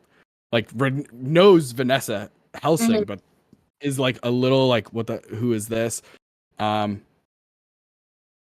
Between Pooh and... he's got a bunch of attacks. We're going to take 3 attacks on Vanessa. Bring it back. I'll use my reaction to grapple him. Okay. Incredible. I'm technically First flanking, attack right? misses. You are not flanking because you are with a... There's a method on the other side. That's okay. I got a nat 20. That'll do it. Baby. That will do it. Okay. So, Dorian's movement is effectively 0 as he is grappled. First attack on Vanessa missed. He is going to... What do we want to do here? Give up. We are going to... where are you on the map? Freaking Eeyore. Okay. Make this attack. That will hit. I need a strength saving throw Oh, from baby. Vanessa. Strength saving throw. I think I get advantage on that. I think you do I don't think in this form. This one's a dirty 20, but I'm going to roll again for the advantage. Yeah. Dirty 20 does save. But Yeah, by we're all going to means. do 20. Okay. And you're correct. Yeah, you do have advantage on strength checks and strength saving throws. Brilliant. So you are not knocked prone, but you do take 23 points of damage. All right, let's pretty boy. And then third attack will also hit. That's a natural 19.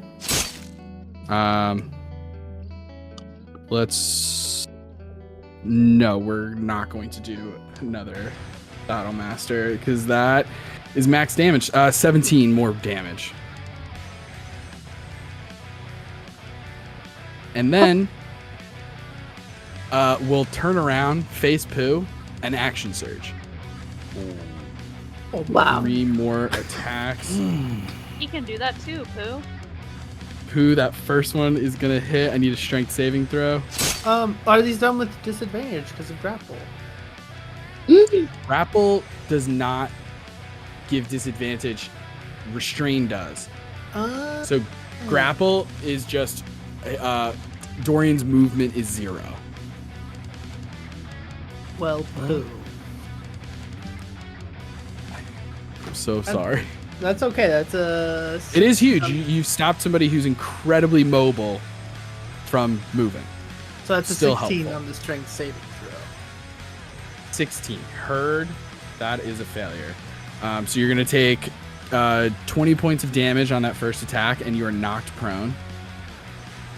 So we're just like laying down together. Like, is he laying on top of me? Oh, that's true. You're grappling him. How does that work? Like we're like on a beach, seaside, just resting against my fur.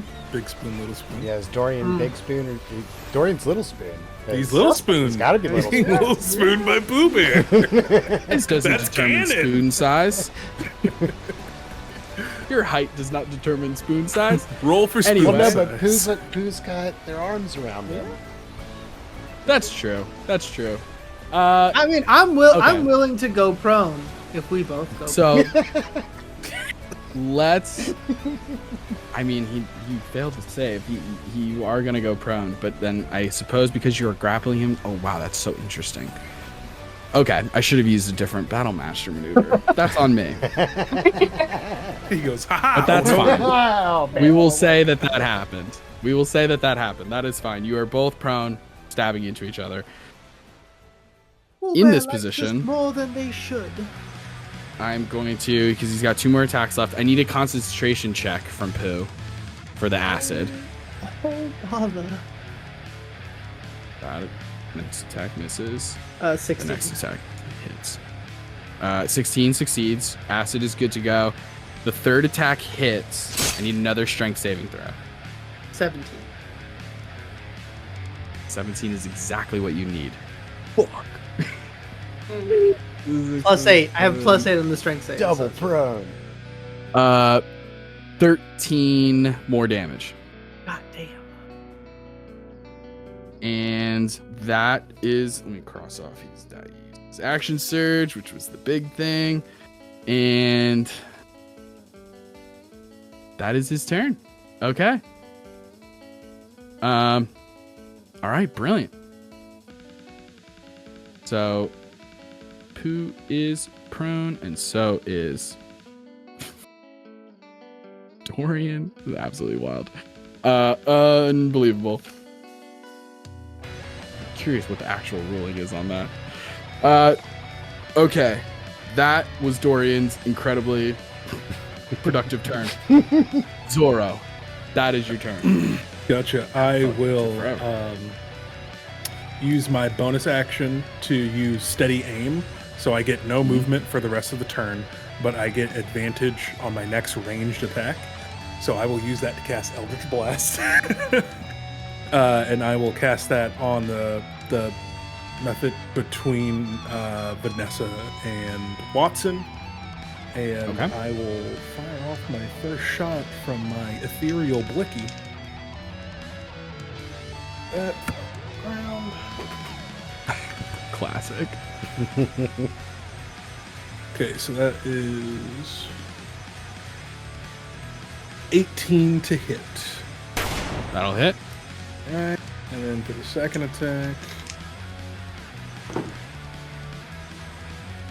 that's a 15 plus 8. That's a 23. 3. Yeah, there we go. Math. That'll also hit. Perfect. Incredible. 2 more blasts from the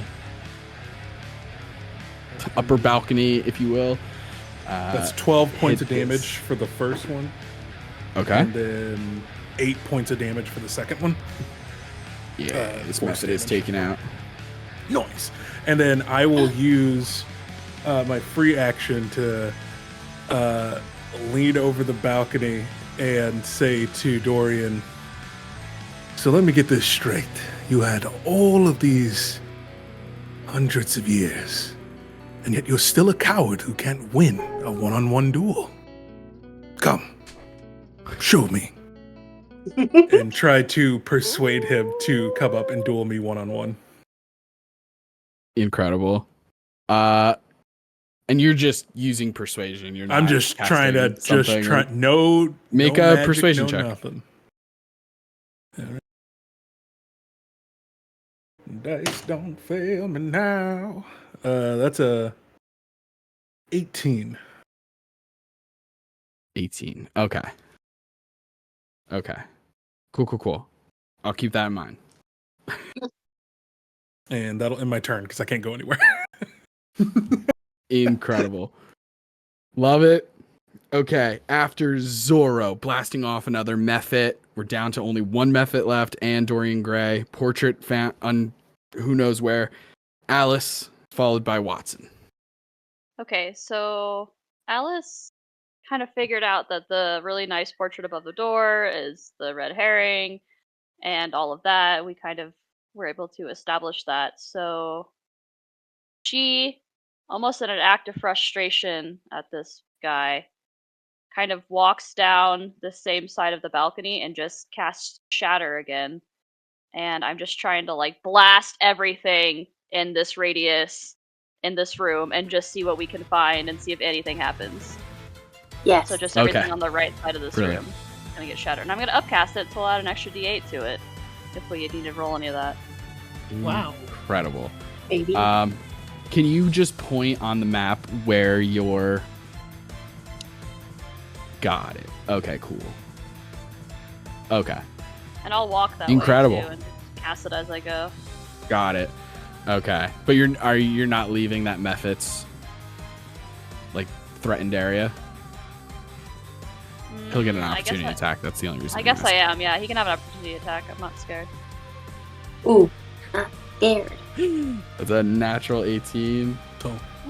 That's gonna hit. 8 points of damage. These Okay, silvery that's- barbs. Oh, I could. You silvery certainly bar. can.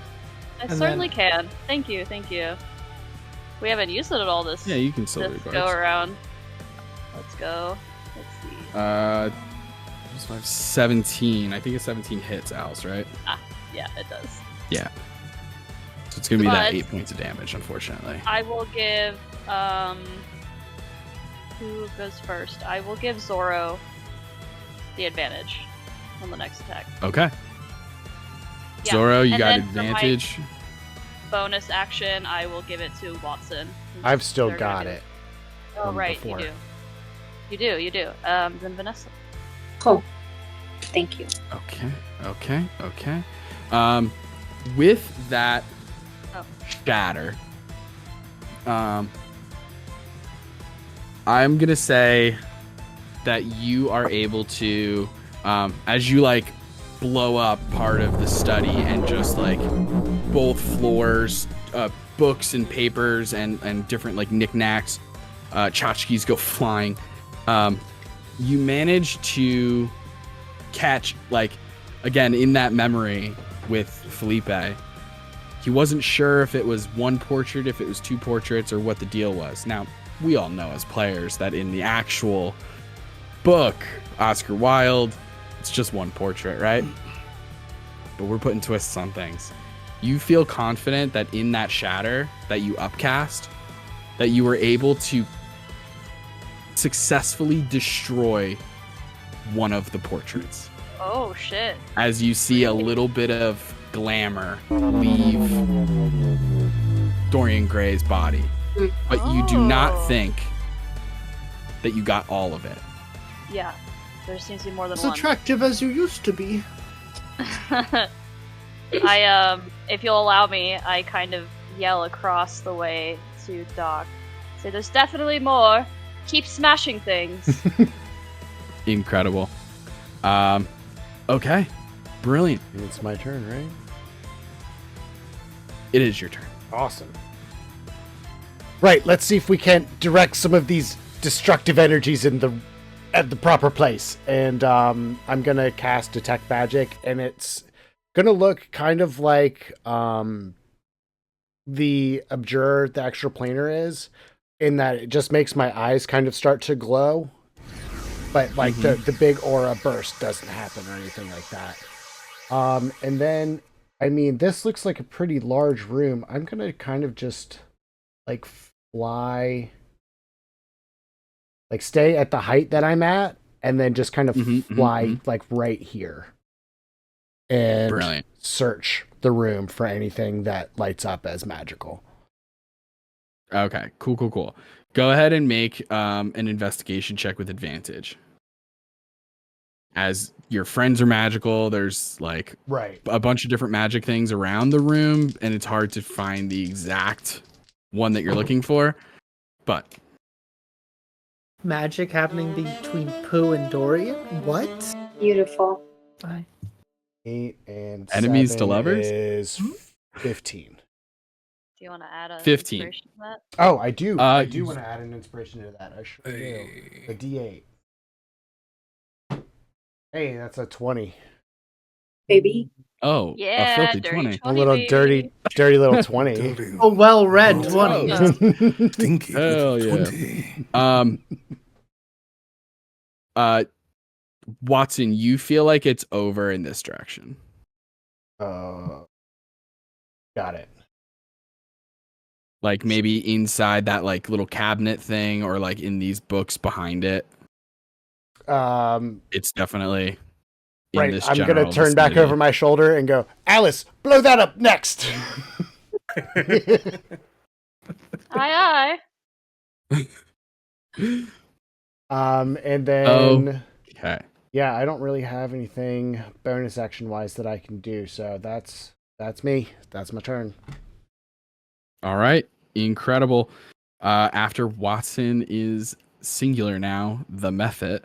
Mephit is just going to, let's see if we roll that thing. We absolutely freaking do. In which case, yeah, we're still going to do it the same way. Alice, I need a dexterity saving throw. As a Okay.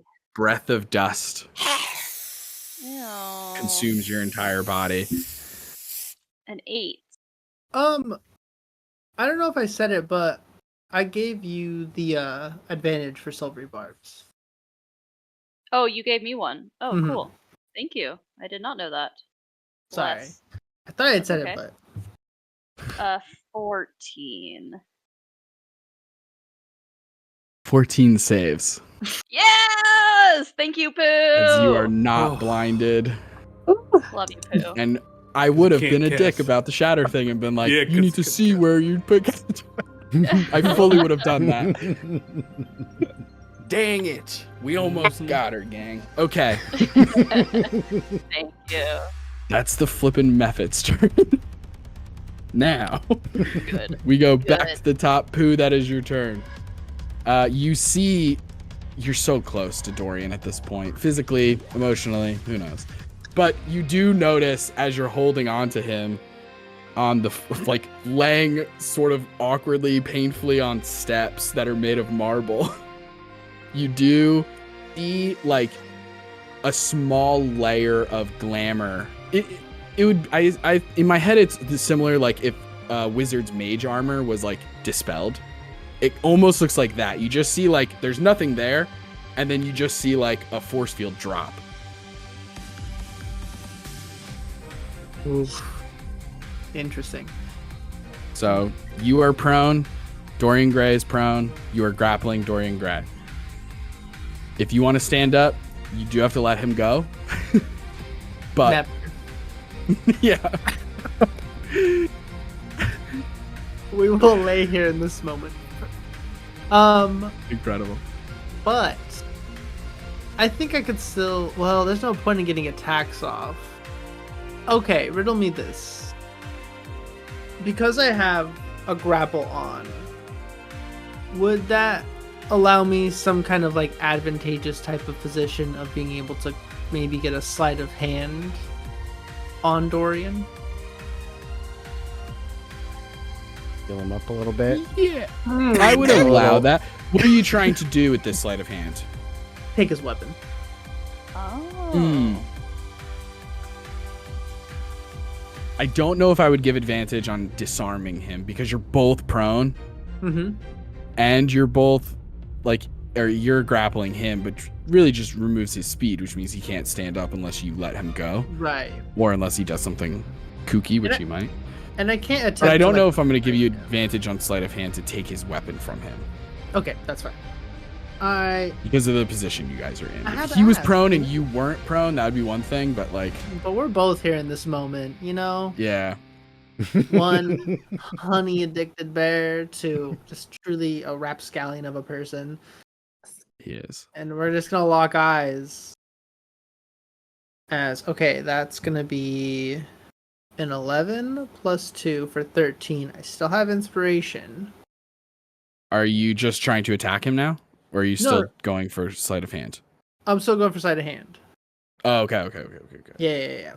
All right, 13 so far. Okay, so that's an 8. So that's 21. Okay, 21. I'm gonna say that it's enough to disarm him, but not take it from him. Okay. And I'm assuming it would be like an action to throw it away further or something. Yeah, probably. Wish I had more. But alas, I do not. So I think I'll just, Pooh will just really restrain this and just say, why don't we just lay here a little longer? Incredible. As you guys are just in a bear hug on be the so rage bottom of the inducing. stairs. It'd be so rage inducing. It's crazy. Yeah.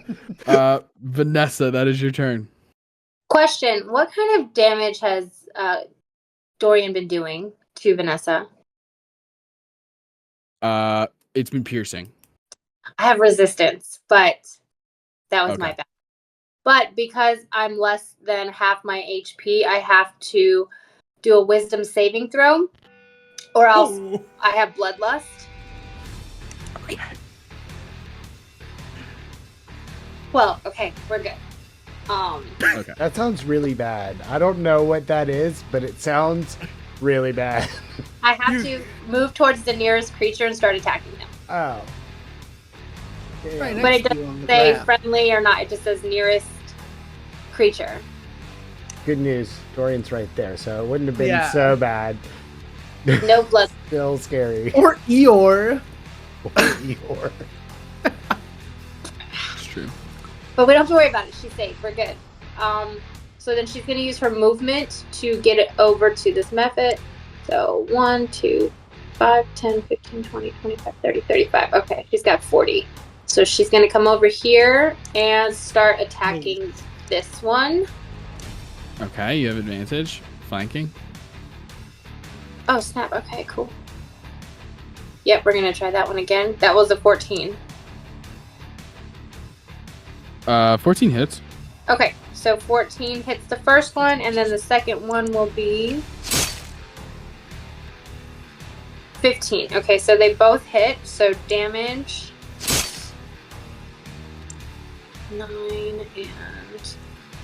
9 and 7 for Like the normal Whatever. slashing. yeah, normal slashing, whatever that damage is.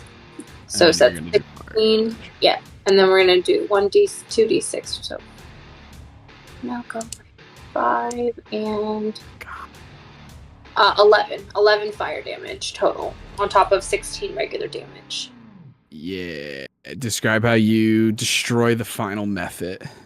So even though Bloodlust hasn't taken over, you can see her eyes are more bloodshot. She's a little more feral because she's been hurt and she's damaged. So she races up the stairs, leaps over, and just leaps onto the method and starts ripping it apart.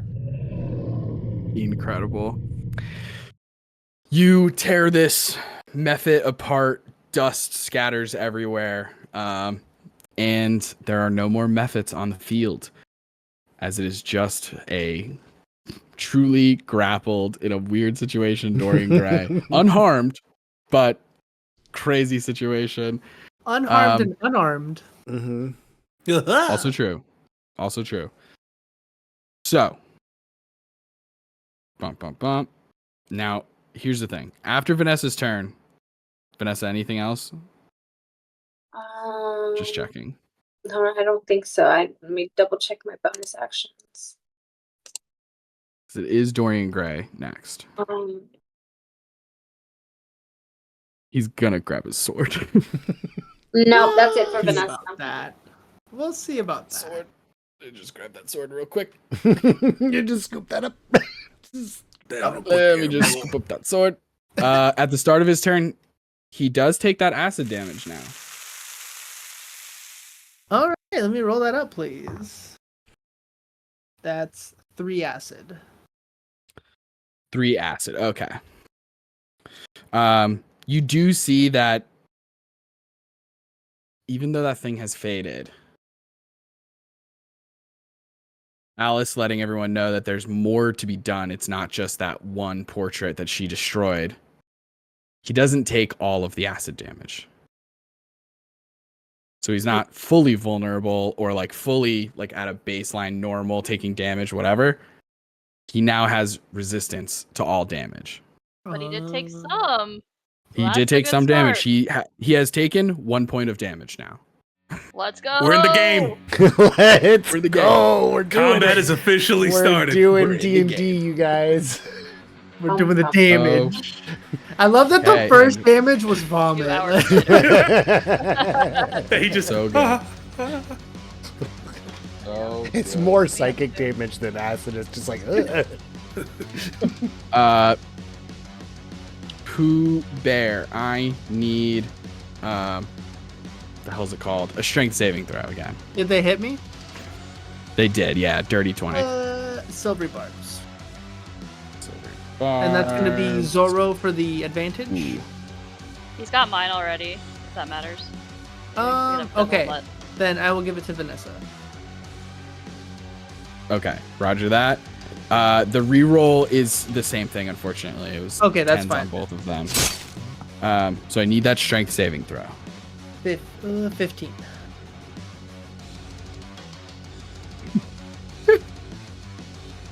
As he uses a pushing attack to push you, and he is no longer grappled. He then spends half of his movement getting up. Wait, did he break the grapple? He broke it by pushing you. Oh. It's a little skeezy on my end. No, Push I you like away. Technically, it. you can break a push you grapple away. by pushing somebody. No, that's in true. 5e. Okay. I know. It's like a little like rulesy is the reason I said skeezy. Because it's like It's like a sad technically, push away where it's I like, can still break a grapple without actually breaking a grapple, and because he's a battlemaster, he has a pushing attack, so it still does a ton of damage. No, it's That's why I said skeezy. the rules. I don't feel will- good about this game, but you do take 24 points of damage. Okay. Yeah, like Pooh leaves behind a trail of blood. Like they are hurt from that. Oh, Pooh Bear. 5, 10, 15. Oh, wait. Okay, he makes the fear thing too. I forgot about that. Yeah, he had to use half of his movement to freaking get up, and he already burned his action surge, so he can't get any closer. He's only got one flippin' thing left. Doo-doo-doo. Yeah, maybe we'll do that. He is gonna burn his last superiority die to quick toss a dagger at a dagger is only 20. Yeah, it's gonna be disadvantage. Fuck me. Okay. He quick tosses a dagger at Zorro. Oh boy, one of them definitely would have hit, but the other one's a 12, misses. That's his last. Dang, I should have saved it. He Too just late. he just casually just moves his head to the side. The most disrespectful way of just. Furious. I'll let you start again. Dorian Gray. He says, "Why don't you come over here? I'm meeting you halfway. you come over here. You come The here. bet. I've already used all my movement, mate." No, you come here. I had to concentrate on my shot. You come here. He did already command Dorian to go there. And with that is the end of Dorian's turn. Zorro, that is your turn. And then with that, I will do a little acrobatic backflip off of the balcony and drop down to the station where the box is, where we think the last artifact is. Okay. And Dang, would you say climb those stairs for nothing? Yeah, I know. Classic. It's the simple deceptions. It's Classic. He didn't waste any resources. It's just the disrespect of making him go up a flight of stairs. Well, you rolled a persuasion check, not a deception check. Yeah, right? But technically, they're both still plus 11. And so jumping down, would you say that station is within 10 feet from Pooh? Where Pooh is laying prone right now? Oh, yeah. Okay. Then when I jump down, land on the ground, I'll instead go to Pooh's location, and then I'll cast Thunderstep and take him with me. And we'll both teleport. I can teleport up to 90 feet with this. So I'm going to teleport us in between Vanessa and Alice. Ooh, nice. But also that means the station takes 3d10 lightning damage. Fuck yeah. Holy Incredible. shit! Incredible. The Yeah, galaxy absolutely. brain. You Baller move. Baller. backflip off of the balcony. Give me an acrobatics check for that.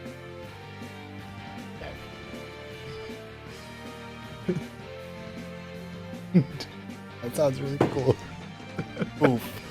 11. No, 12. Oh. 12. Okay, that works. You backflip off of this thing. It's more I'm of a not getting hamstring, full but it points works. at the Olympics. It's I definitely got a few No. points deducted on that land. It was the stutter step landing a little bit. Yes. Quickly being like, but you manage to do your little backflip. You get next to Pooh. Grab Pooh, who's prone on the ground. Thunder step as a shockwave of thunder damage shoots out. You look over at Dorian and see another glimmer fade away.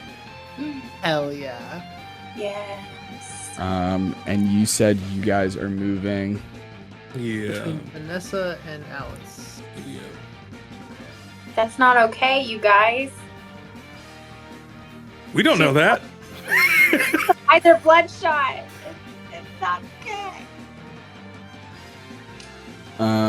Here, I'm gonna move Vanessa just 5 feet so that you guys actually can fit in between. There you go. Okay. Zorro, anything else, my friend?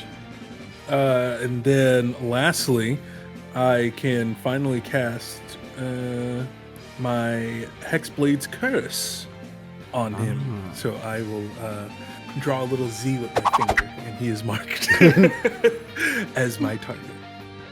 Incredible. We'll put this broken heart. I saw you laying there with Pooh.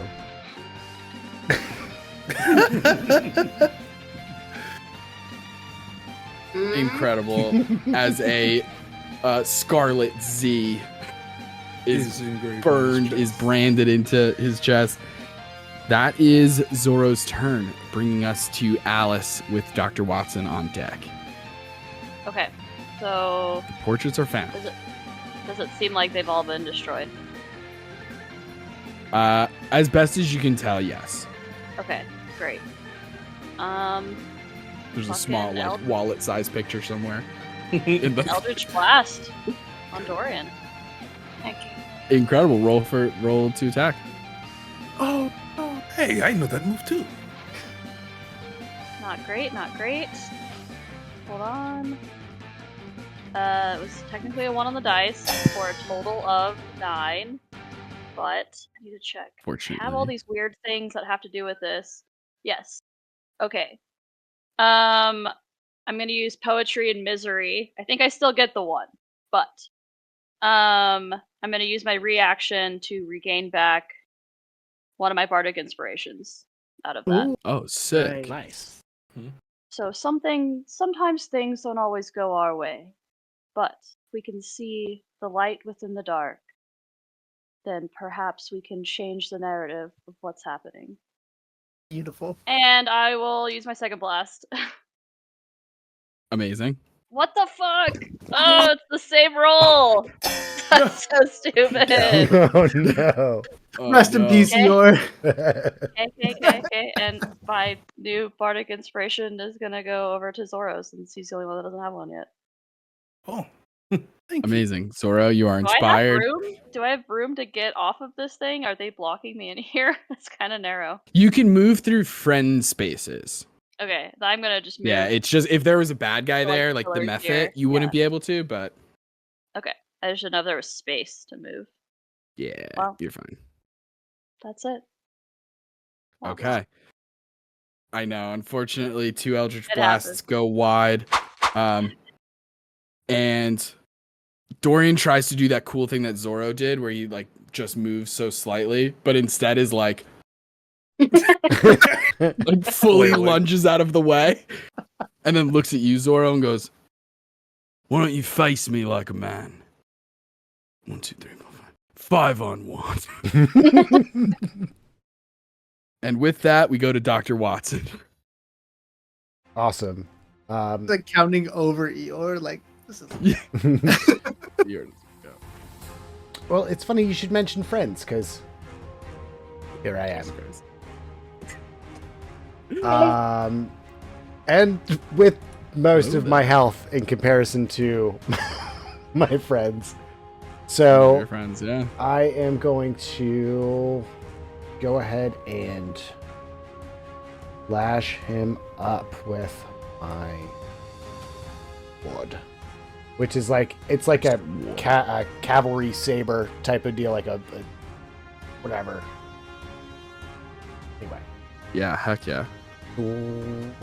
And then also got, I'll text that real quick. Sorry. Oh, It's so good. long since I cast it. All right. Cool. 21 to hit. 21 will hit. I'm going to add a light on top of that. Bring it on, come on. Mm-hmm. You know it. You love it. Let's go. This is it. His big fancy move is done. I should have action surged on Zorro right from the get-go. I knew it. I'd be dead. Gee dang it. Of course, hunt for the dice. Daniel, do you know if Mage Slayer is still a thing in the 2024 version? Should be, but I gotta check what changes they made to it. So does that mean that if a paladin uses Divine Smite, you can Mage Slayer them? Yes. Because it's a spell? Insanity. You're very No. lucky, paladin. 2014 paladin, you're very lucky. Hey, if 2014 we were playing the 2024 version, surprise wouldn't skip somebody's turn. I know, it would just be advantage and disadvantage and all that Yeah, jazz. it's just disadvantage on initiative. Yeah, That's it. It's crazy. I'm not a fan, but that's just me. Same. We I can think it get should into be that a skip in a turn. different thing. I We like can talk all about that in a different show. That's Only going we to had a be show after. 22 damage. Heard? Gonna take my second attack. Incredible. 14. 14 will miss. Then I will. Did you do your branding smite stuff too? Branding Yeah, I and added divine? it into the last. I added it into the, Roger the that. last one. Because Okay, it's cool. technically the next hit. And then I don't know. Incredible. God bless you, Kayla. I guess I will go ahead and prep a searing smite for now. Okay. That'll be it. Sounds good. After Watson, there are no more methods. It goes back to the top. Pooh, that is your turn. And I'm gonna say that when I mean be more fickle about this in the future, but for right now, I'm cool with it. The Thunder Step brought you out of prone, Nice. Oh, wonderful. we'll say. take a couple steps forward, and Misty Step. Incredible. Dorian Gray on the shoulder. Look him square in the eye and say, "Where did you think you were gonna go, bitch boy?" I wasn't expecting that. Who's ruthless in this? Go. Says, bitch boy. And as What? soon as they respond, green flame braid across their face. Nice. Hell yeah. And we're flanking. Oh my Yes, God. you are. 23. That'll hit. Where did you think you were going, comma, bitch boy? Bring Wow. them. Wow. Yeah. I love that part from the books. That is my Where favorite did part, you really. learn that language from? This- Was that this Christopher second- Robin? The blustery, windy day. I Older think. Christopher Robin. This is his second most famous catchphrase, really. That's gonna be 20 total damage. Okay. And then that's his first Incredible. hit. And I mean, we're gonna do it again. Got to. We're gonna grapple. Oh, you're grappling? Okay. Little spoon time, Yo, getting called bitch boy, and then he starts hugging you. There you go. There you go. That's some diabolical work. disrespect. Maybe Dorian's into that. Dorian gets a 25. Oof. Oh, silvery bobs. Oh. Insane. Fuck Insane. yeah, The silvery dude. barbs. Hard rules, man. Go.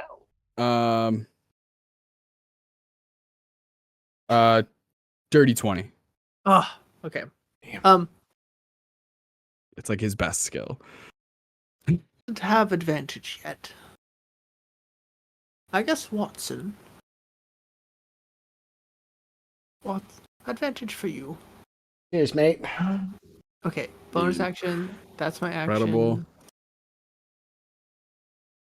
Okay. Vanessa, that is your turn. Okay, Vanessa's going to take her movement 5, 10, 15, 20, 30.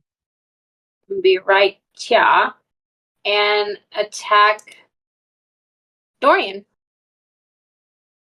Oh, gosh. Are you still below half hit points? Oh, shoot. That's right. I have to do that first. Oh. Go Not back. me just being like, anyways, Vanessa, so you know. Okay. It's all right. It's just a DC of 8. It's fine. Guys, it's fine. We're Gucci. 3. All right. Now. She's still got those bloodshot eyes, so we're just using that as flavor. But she's going to attack Dorian. Go for it. 23 for the first hit. That'll hit. Okay. Second hit, 26. That'll also hit. Heck yeah, damage is Up and as up. follows. Ween. 8. And 8 and 6. Regular damage. And for the fire. What is the fire? 2 and 6. So 8. And then 8 fire damage. Got it. Okay, incredible. Do I- 2 intense claw attacks, flaming claw attacks on Dorian, who's getting attacked from all sides now and is surrounded pretty much. Is not the biggest fan of where he's at, but there's not a ton he can do mobility wise without provoking or using his whole thing to. Oh, did I mention he has 2 levels of rogue? No, I'm just kidding. He can't bonus action disengage. That'd be crazy. Just like adding features as we fight. Like, you know what he needs? A couple things. Paladin. No. It's Dorian's turn. He is going to. Well, bonus action, he's going to second wind. Because of course he is. Okay. And then he's going to take 3 more attacks. Flippin' A. I think Pooh is causing him the most bullshit right now. Yeah, let's do 2 attacks on Pooh. Come here, big boy. Hold on, I'll roll one at a time in case someone yells out silvery Like, bars. in Pooh's voice, it's so cute. Oh, that is gonna live rent free in my head for the rest. All right, that first attack hits. Oh. How far away are they? Okay. How far away are they from me? Dorian 35. 35. I think that's out of range, right? Honestly, a spell like silvery barbs, for all I know, Silvery Right. It is is 60 60. feet. it is 60 feet. Well, are you about to die? 37 health. You'd be all right. Yeah, I'll Yeah, let it I slide. might take this one. Yeah, you'd be all right. You'd We'll be let him all right. cook. We'll let him Oh, cook. We'll let him all right. cook. Yeah. So that's the first attack that hits. Second attack is a 17. That's my AC. Okay. So 2 attacks hit. I'm rolling damage. Silvery barbs now or forever hold The your second peace? hit might kill me. I will say that. Oh, a 30. Now, if he did a third, I would do a silvery barbs. Yeah. You- Sorry, you- I was waiting to hear you what was want- happening. Are you doing one on the second attack, Yeah. Alice? Or okay. Yes. Second attack for sure. If that's the one that's gonna hurt. me That the dice most. is dead to me. It fell off the table. Okay. Luckily, the wording of silvery barbs is not that you have to use the new roll, right? I think you do. You gotta take the lowest. I have a bunch of spells. Oh, use up. the lower roll. Yeah. You can use the lower roll. That's good. You'd much rather a 17 than a natural 20. Yeah. Wow. Wow. Sorry, Pooh. Yeah, these rerolls are weirdly. This has never happened where they're working in my favor. Okay. So 2 attacks that hit. That's gonna be a total of 22 damage Okay. across the 2 attacks. I'm adding them together. see what I said. He's out of the big thing that was crushing was his superiority die. So he was able to do so much extra damage even when you were making those strength saving throws, but he's out of those. Okay. That's Put it his down 2 to attacks. 15. And they are now currently looking a lot like Rocky after the end of the first game. Just Incredible. beat up himself.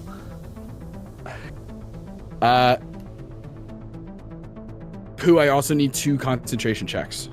Oh yes. And the acid damage, because even if you do Okay. drop it, you would have had it at the start of this turn.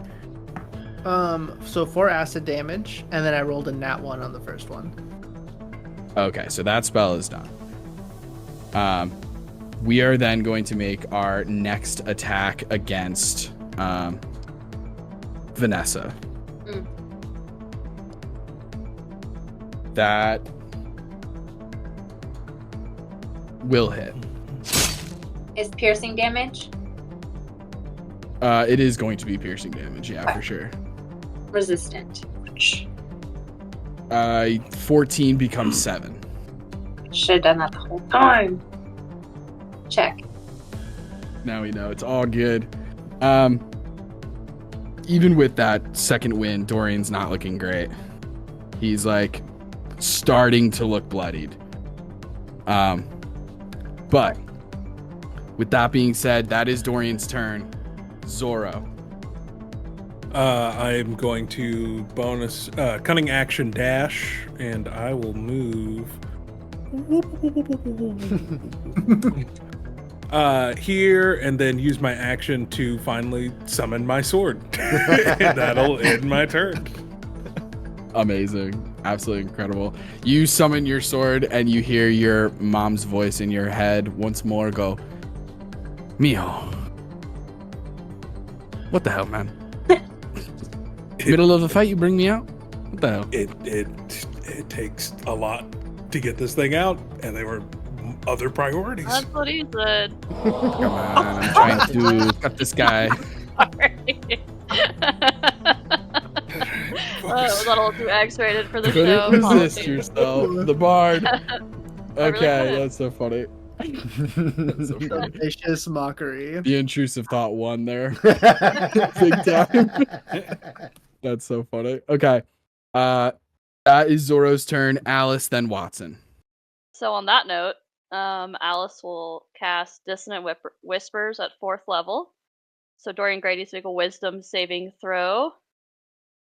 Fails. Fuck yeah, it does. He's going to take 25 psychic damage.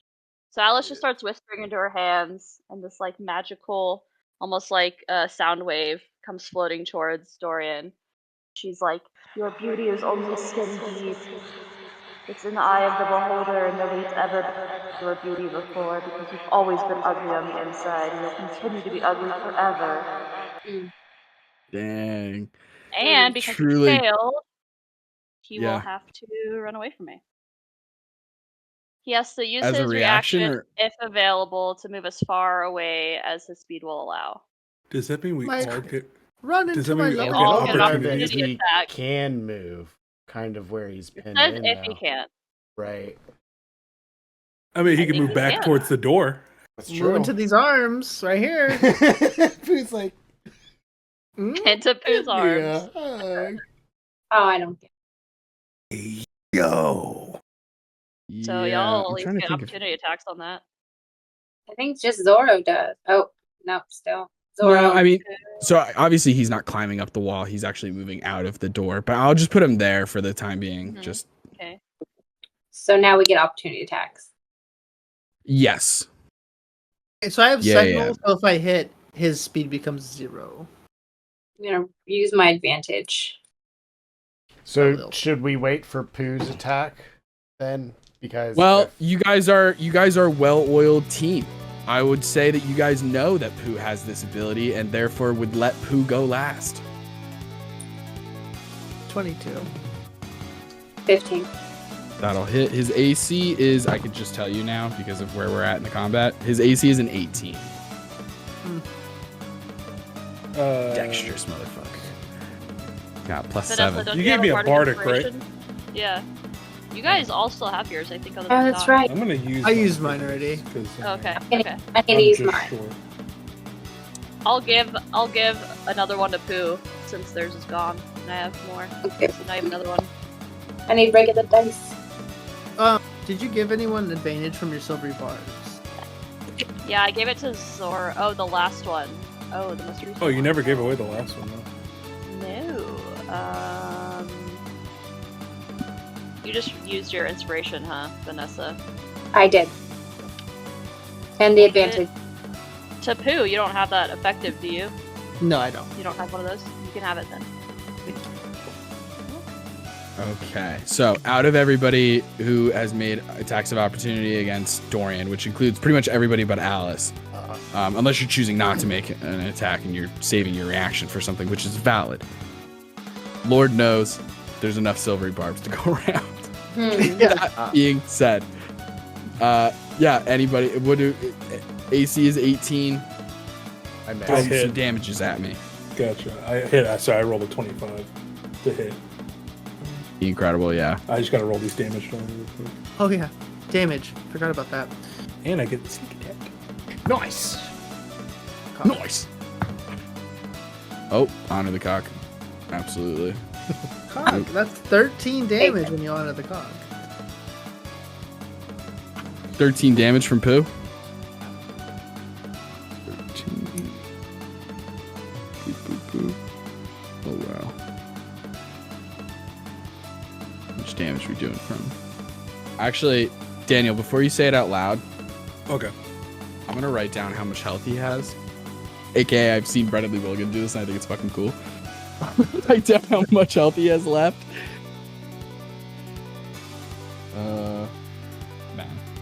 reverse math, aka subtraction. Something like that. I've heard of those before. Okay, here it is. How much damage did you do? 23. 21. Yeah, Oh, it's like a let's 16. go. Nice. It's so Zorro, backwards in the Zorro, camera. Zorro. That's a 21. Holy Zorro. shit. How would you like to do this? Oh, I will end this combat the same way it began. As he begins to run back, he will just eventually realize that his legs go numb, and he falls to the ground as I've stabbed him just once in the spine. The only time I've used my sword in this whole entire combat. Just one quick severance in the spine. That's it. Holy shit. That's the way to go. And Shit. as you pull the blade out, it has no blood on it. The vibration of spirits held within this magical blade are constantly keeping it at a small vibration to where it like shakes off all blood. It comes out of his spine 100% clean, spotless. And you hear your mother's voice in your mind just say, "Delicioso." Please don't say that. don't say that after What? murder. Spinal fluid. It is Don't muy say that bien. after murder. No, it is good. Yes, Mama. No. And with that, we exit combat as you have successfully taken down Boy. Dorian Gray and his legion of mephits, destroying not one but two of his portraits, because I was going to be a little stinker about it and be like, it's just two. He just took the portrait and somehow magically turned it into two portraits. Just split it in And so- half. Destroy one portrait, Oh no! resisted. Another portrait, now he's normal. So, incredible job. Now that we are out of combat, you all check his body. I will say, because of where we're at time-wise, you check his body. You do find a greater healing potion that I was going to use on his turn if it came back to him. So one greater healing potion. You find the library card. A magical, like laminated library card. It doesn't have a name or anything, like it's not assigned to any person, and it doesn't mention a specific library. That's the things that I think, especially for Watson, probably would be the most perplexing.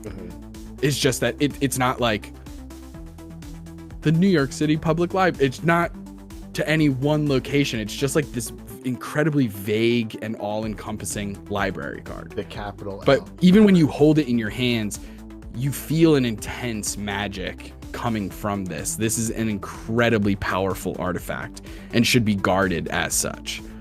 Does identify give me anything about it? Because I will spend. You can 10 minutes to you can cast spend some Identify. time and like cast identify. What you know is that it is incredibly powerful. It certainly has some magical qualities to it and stuff like that. You think that it would be very, very helpful in history checks. It would give you advantage on history checks when it comes to like literary knowledge, aka, let's say for some reason you had that library card on you, you would have learned about the portrait of Dorian Gray. You would have learned that that's like part of his story. That's good to It know. would have been faster. You would have been able to figure it out Right. faster.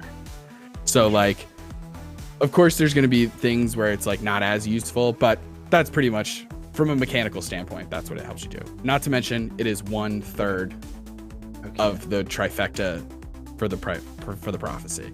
A little bit like a Pokédex. What kind of weapon does he have? Literally. He just has a rapier. Okay. Yeah. He just has a beautiful rapier. It is really, really nice. It has an incredibly overly ostentatious, like handguard kind of feature thing, you know. But for the most part, it's just a normal sword, really. 6 out of 10. Who's gonna pick it up and then they're gonna look at it and be like, "This will make a nice toothpick."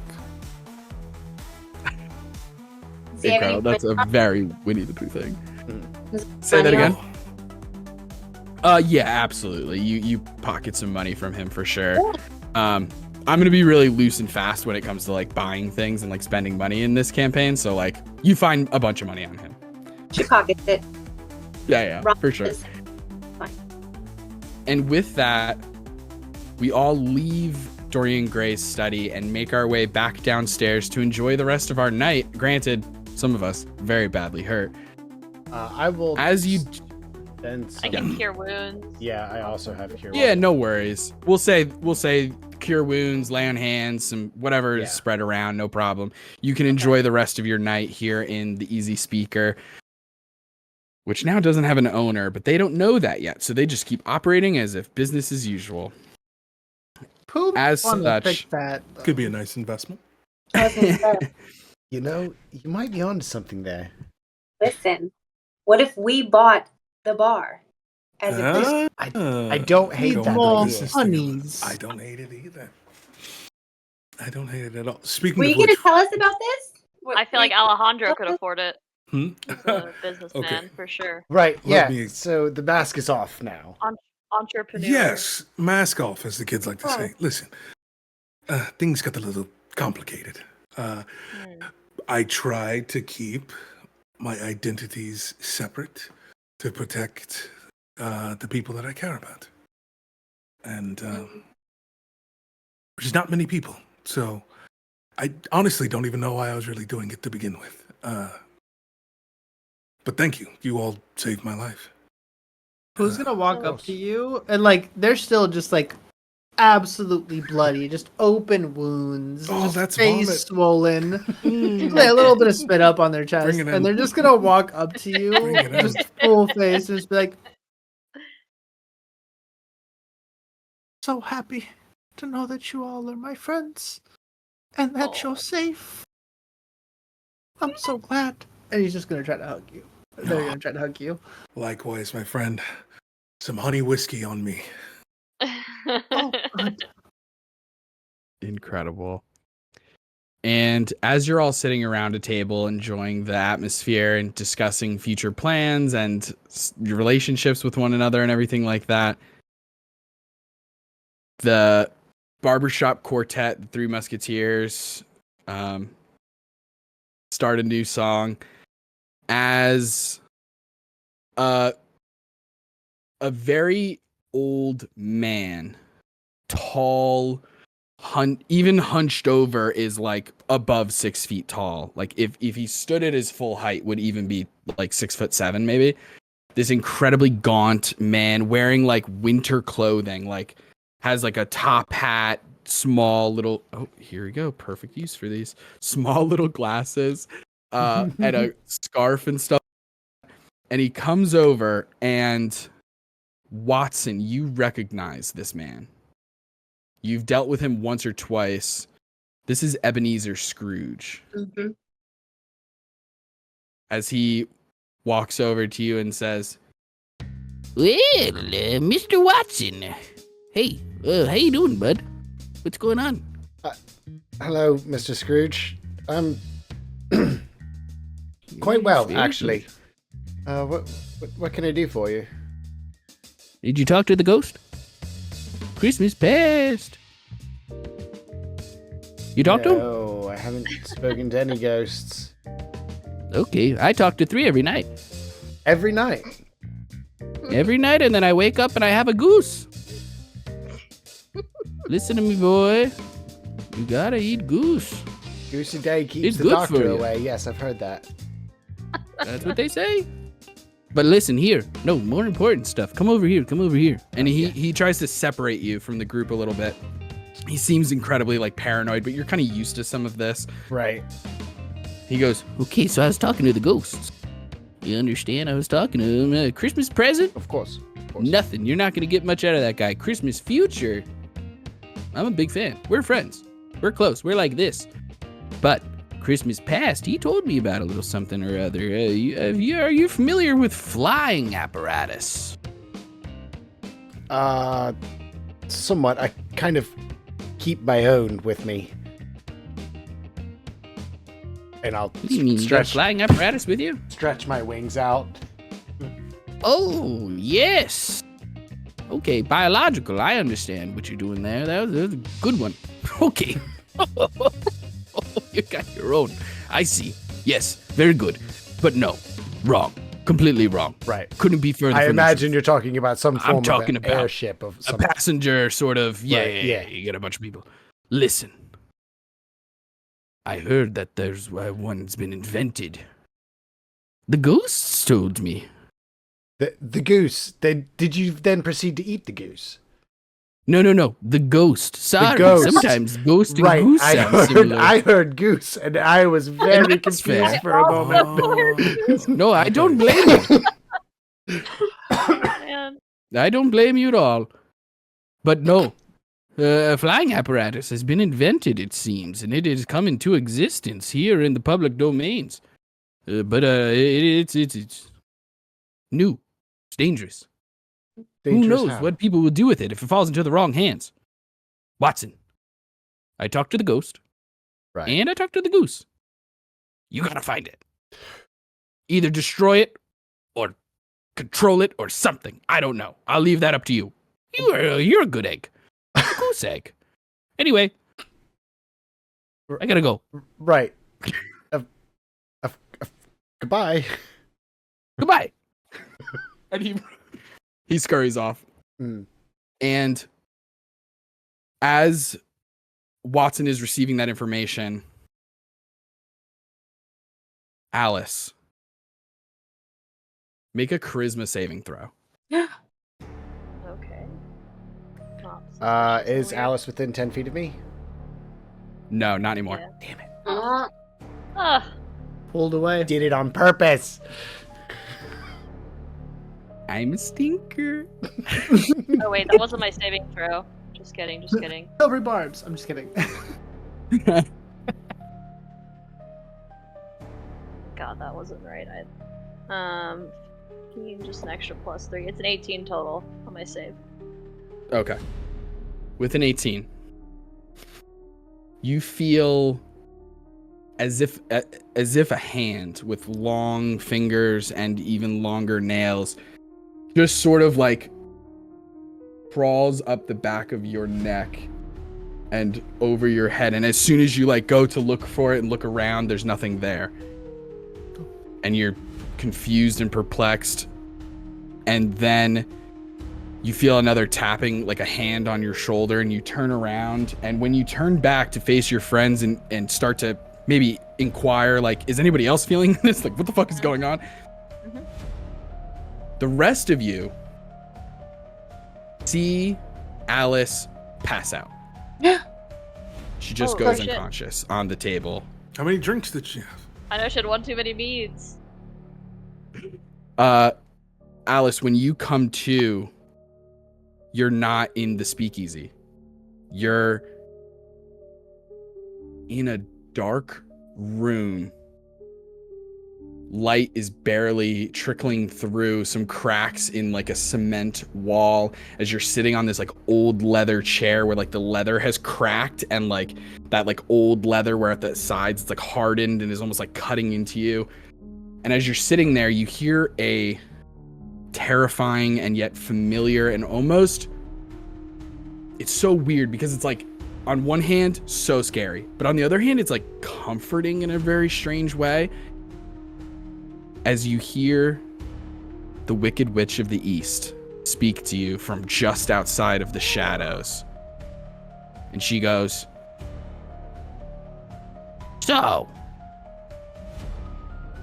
Alice, I guess it's time that we should talk. and that is where we were going to end this How episode dare of the you? public domains. How dare you? Thank you, gang, so much for watching.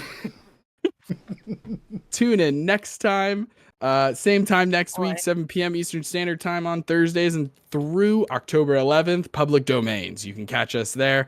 Stick around for Action Surge, where we're going to talk about the session and stuff like that. And follow us on all of the things. There's a link, I believe, in the bio. Gosh, I hope there is. There should be, right? There should be, yeah. I think God at least dang, the if link there's trees. not, At least the link trees in we are there. going to look like idiots, Taylor, if there's not a link in the bio. No, Look at there's that. got to be. But Now I'm That's so panicking. funny. Now I feel like I have to check. I know, right? I'm sorry. So, yeah, check out all of our stuff. We have a podcast, So You Want to Be a Dungeon Master. There's a TikTok and Instagram, a Patreon, a YouTube, a Patreon, and a Twitch.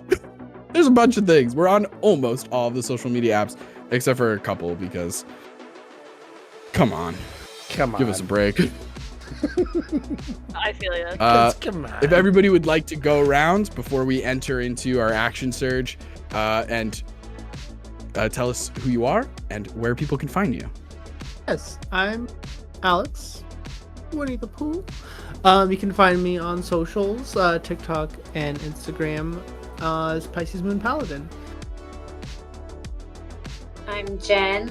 You can find me as Cancer Moon Cleric on TikTok and Instagram. Hey, there you go. All right, it's Daniel. Hi, everyone. How's it going? That's at Daniel the DM on TikTok and YouTube. That's about it. See you there.